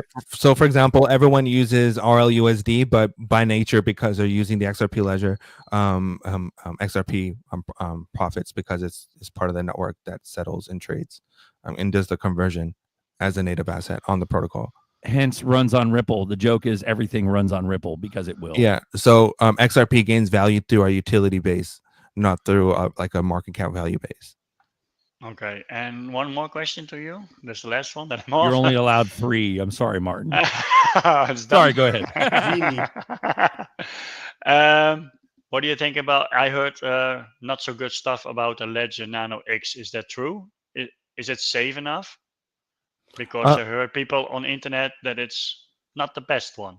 It has a lot to do with user experience. So I wouldn't personally subscribe to the ledger recovery. I don't believe in subscribing into anyone that has access to anything, but the device itself is fine, just like I work at like any other device. But you have to understand that because it's such a popular device, that there are a lot more hacks to it and a lot more privy scams that are a lot more intelligent. Like, for example, if like, you know, you get a fake email from Gmail and it looks exactly like a Google thing, it's because there's so much. It's so much more popular than other systems. Now, there are a lot more hacks that happen, and there are user-based. There's a reason because of the user, but the device itself, I would say it's safe. But if you want to use a device where you don't really need a large technical learning curve, and you just want to custody assets, then I would recommend Decent Wallet over Get your Decent Ledger wallet. The link below. Yeah, The because link below. Get your Decent wallet. reason being that you don't have, like, for example, if you wanted to set up a Hedera account or a Casper account or anything like that, there's less, or even a Aleph Zero account, any of those is less, there's less a technical curve involved, and you can just hit the plus button, search the network that you're adding, and just add the network. Rather than with Ledger, it's more like a technical thing where you have to, you have to go through certain curves just to get something established. So it all depends on the user and your technical use of the device, but the device itself on a sole product thing is that I like Ledger devices because there was a whole video how Trezor devices, the chip in the Trezor devices, they were able to recover the seed phrase and recover the funds from a Trezor device, but you cannot do that with Ledger and with their chips. So Ledger makes their own security chips and their own security modules, which makes Ledger such a prime hard wallet company over other hardware companies, in my personal opinion. So I actually would recommend people to purchase a Ledger device, and I prefer Ledger over other wallets. But for easeability, I do recommend people to have a Decent wallet. So the Decent has a better user interface. They stopped selling the S. They're stopping something with the X is still, I think, okay. But I heard something about the S. Yeah, the smaller wallets are no longer working. So they have the Nano S Plus now. That's the lowest one that they have. But all the other lower nanos, they're gone. Not that they're gone, but they don't support them or sell them anymore. So I don't think they have any kind of updates or anything like that. Hardlight, you what'd you think say? that? Go ahead, Hardlight. Oh, it's just asking, does Decent have a better user interface, graphical interface? I think it's easier to understand. Real easy. But Ledger is a killer on UI. I'm not gonna lie. What's UI? A user interface and how the Okay. graph and how everything looks. But on the Ledger, which Ledger are you talking about? I'm a fanboy and I have all of them besides the Flex. So But the Flex is the newest. the Flex is the Stacks is the highest one and the Flex is the second one. Would they have interfaces that are really groovy? Yeah, they have ink. They have this e-ink display, which is really fucking cool, and no wallet has it, so that's pretty cool. Bro, remember Earthworm Jim? Groovy. And another thing about Ledger is Ledger's really focused on because it's the company's based in France. They're really focused on styling, and one of the designers for Ledger was actually a person that used to work for Apple and design the iPhone, and it's the reason why the Ledger Stacks looks the way. Bro, it does. I think the reason why Martin has those questions, those reservations, so to speak, not necessarily fear, but the kind of like questions about it, is because two things happened with Ledger that I've noticed. I've never personally done it. I don't understand it enough regarding nerdy, how nerdy does. But when it comes to Ledger, I heard two things. One of them was they shard the keys, which is safe because Uphold does it and a lot of things do it. But sharding the keys is three ways. They own one, you own one, and then there's like a third one that's somewhere in the cloud somewhere, some shit. So that's the sharding. That's what's kind of weird. That's why people hate on it. But it is trustworthy because otherwise everybody with the fucking Ledger would get hacked. And then the other one is that Ledger had a data breach, and that fucked everything up too. So Ledger's just one of the first movers, and so it gets a lot of attention. It's like PC. Everything in the United States, all government offices, everybody runs Windows. And that's why so many exploits are fucking created. So many viruses, so many, fucked up things with computers are targeted towards PCs because the world runs on PC, on Windows. So Microsoft. Do we have to be afraid of AI for hacking our Ledger? I don't think so. Totally stupid. I think we're okay. I think Schwartz. Remember when Schwartz talked about it? He said we're a long way off from 256 hash. The 256, the Bitcoin hash rate being fucking hacked. I don't think they're going to get to the point. Here's my AI spiel. You want to protect yourself against AI? Use your hardware wallet. Use your crypto wallet as a security key to secure your accounts. What do you mean? You can use your Ledger wallet, whether it's a Ledger Nano X, a Ledger Nano Plus, the Plus S, or whatever the fuck it's called, your Stacks, your Trezor wallet, your Decent wallet, no matter what kind of crypto wallet you have, because they all have a secure element chip in it, is where you get your encryption from. Okay. So instead of YubiKey. How do I connect my Ledger So how to register your wallet as a security device is that you're registering your wallet as a security key. So when you go into your account management and you go into your settings and you go into your two-factor authentication, you have an option to register a security key. Whether it's if you're an Apple device and you can register your passkey, which is your fingerprint, or you can register a physical device, whether it's a YubiKey or your crypto wallet itself, and you can register it like that, and it will save your credentials on your wallet. And whenever you want to access your account, you can use your crypto wallet to use as a second layer as an authentication to access your account. Boom. And that's how you protect against Nerdy, picture the rapper with the key around their neck, and it's a YubiKey or a crypto wallet, hardware wallet. And on that necklace, the guy has his identity, all of his accounts, everything's registered. The YubiKey is similar, but what you're saying, Nerdy, is the crypto wallets have the same technology as the YubiKey. They'll not do it all in one thing, right? Yep. Exactly, because the technology depends on the secure element chip itself. So the secure element chip is what provides you all of this stuff. So long as the device has that chip, you can do all this stuff. So you can use it like a Byrna, BYRNA. It's legal in all 50 states. Keep it in your side while you got this thing around your neck, or you could use other. This is why Tangem. I think this is why Tangem and the Tangem ring is such a big deal, because you can just wear a ring and you can have that ring secure all your accounts. Yeah, Tangem. Yep, as a security key. Nerdy, may I ask a question? Yeah, go ahead. Well, the problem I have the Ledger Nano S. The problem I have is I can't put HBAR or XDC on that wallet, which is why I've been looking at the Descent wallet. And I have HBAR on my Nano X. I have HBAR on my Nano X. And it shows it, and it shows in Ledger Live. Yeah. Well, if you know how to do this, there's something you can go through. When I tried to do it, I ended up with Ethereum, and I just said, screw it, I'm done. I'm not a tech guy like you. Yeah, so I'm in your same boat.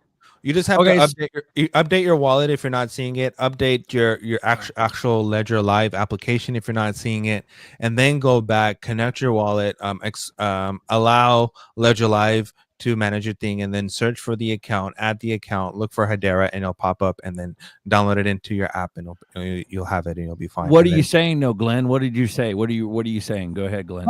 But the Ledger still won't handle XDC.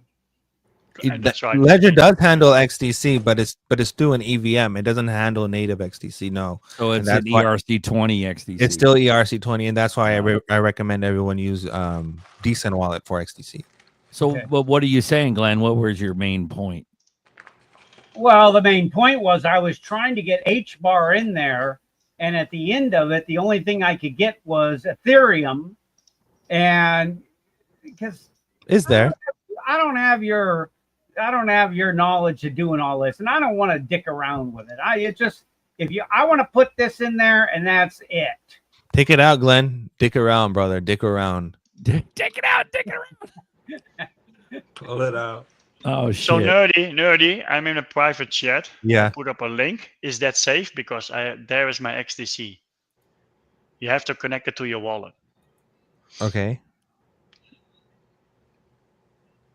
Oh, to get XDC in the You get and I have that with IOTA as well. It's a plugin for Google Chrome. Oh yeah, this is just a bridge. Yeah, and allows you to hold it on your Ledger, your Trezor, and your. It's safe enough, huh? Yeah.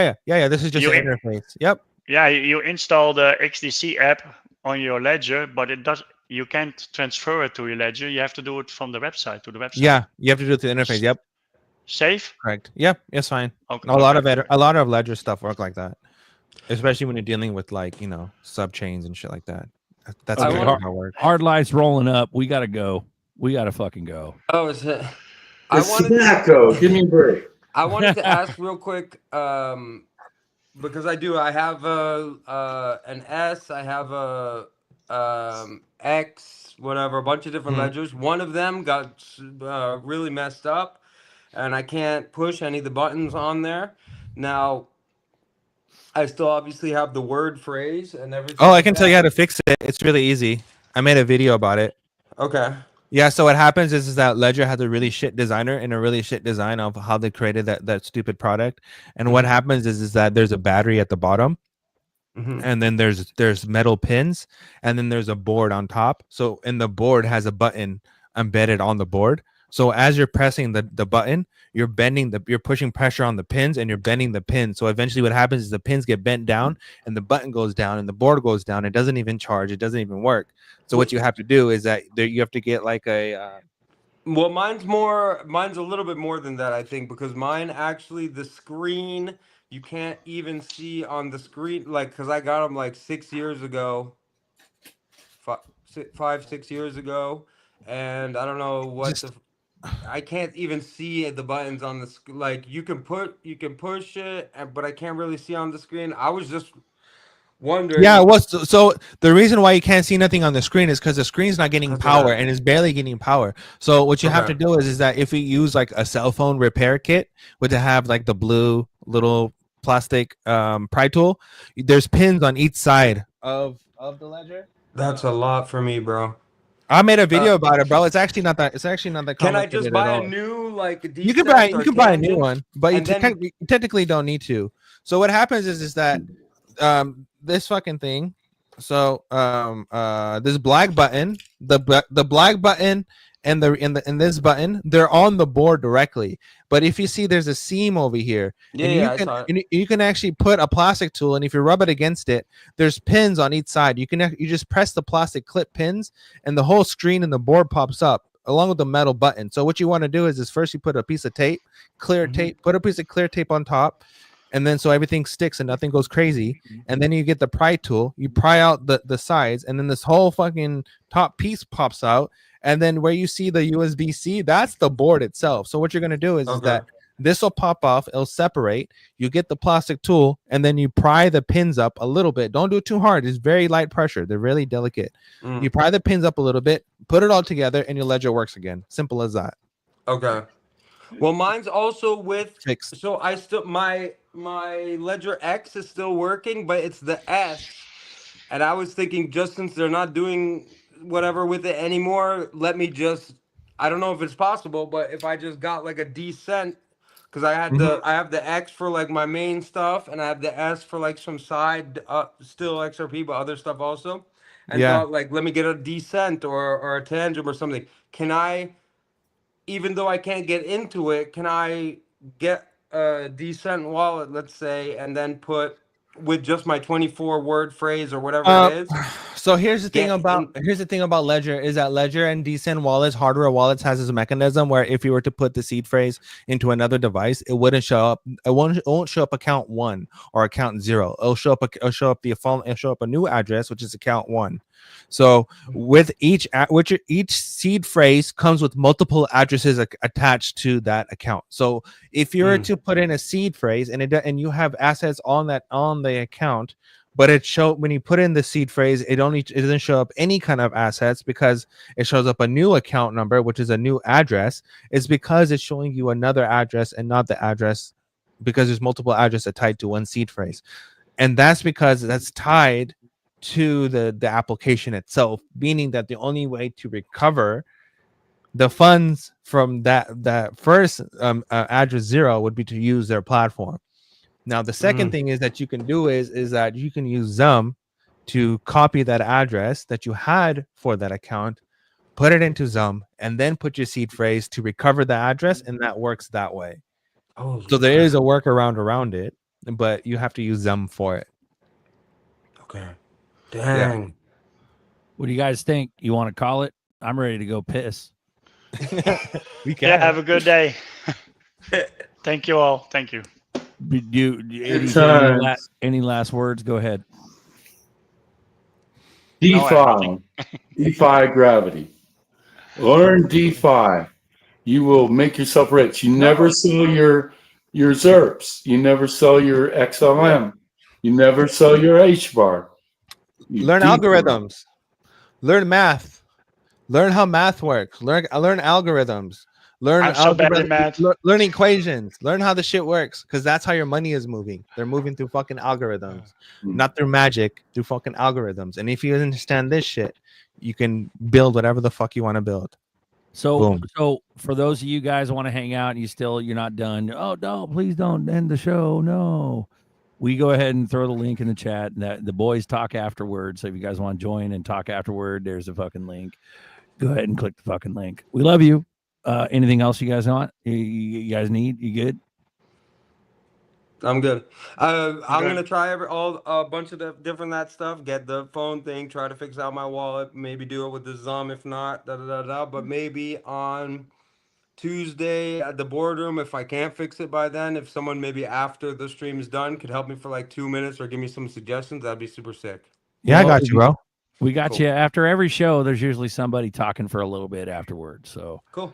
Go ahead and keep your heads on a swivel. Keep your heads up. Keep your eyes straight, heart open.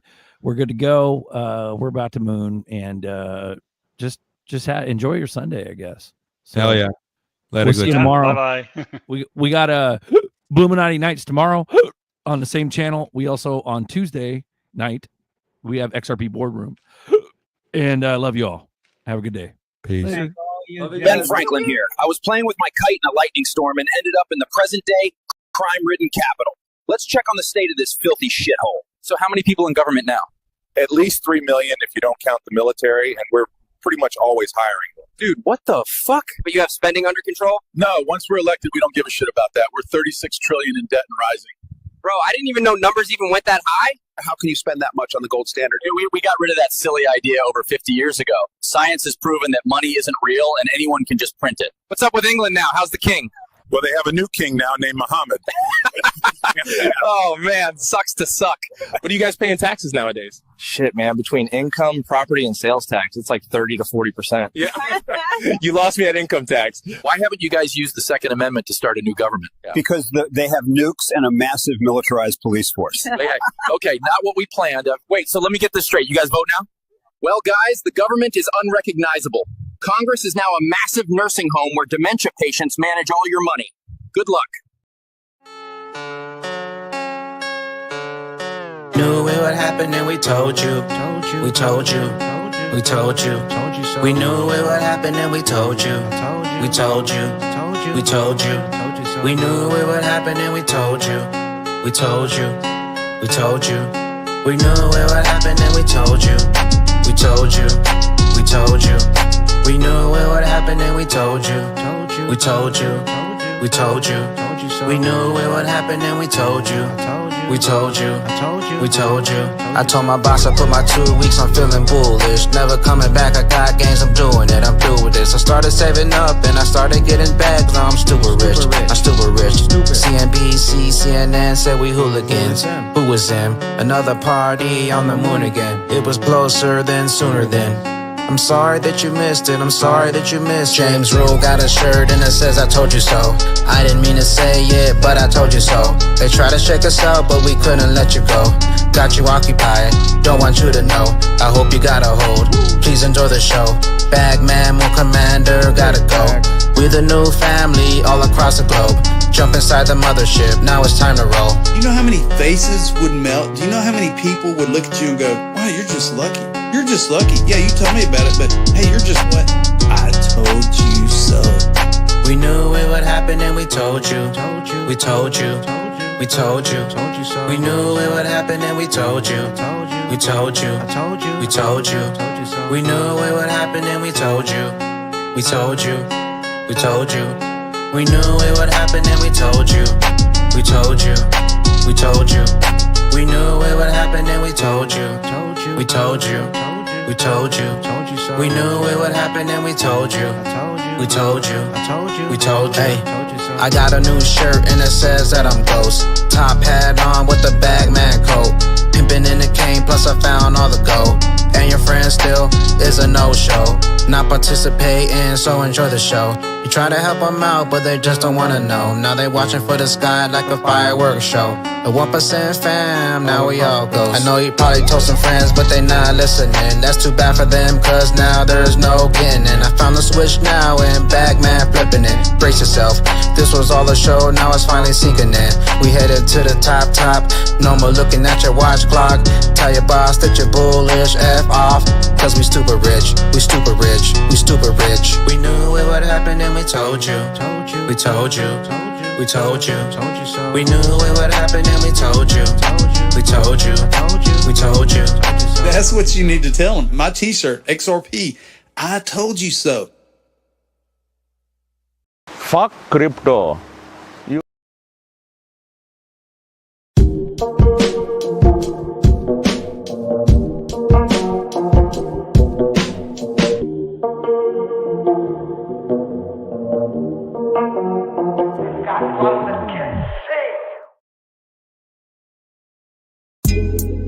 Coffee time with Berserker and Uncle Buster. Doors open. Good to see you. You know where the coffee pot is. This is Berserker. Yo, this is Uncle Buster. Get a cup. Let's talk crypto. Yeah, dude. This coffee's bomb. Nothing comes between me and my XRP.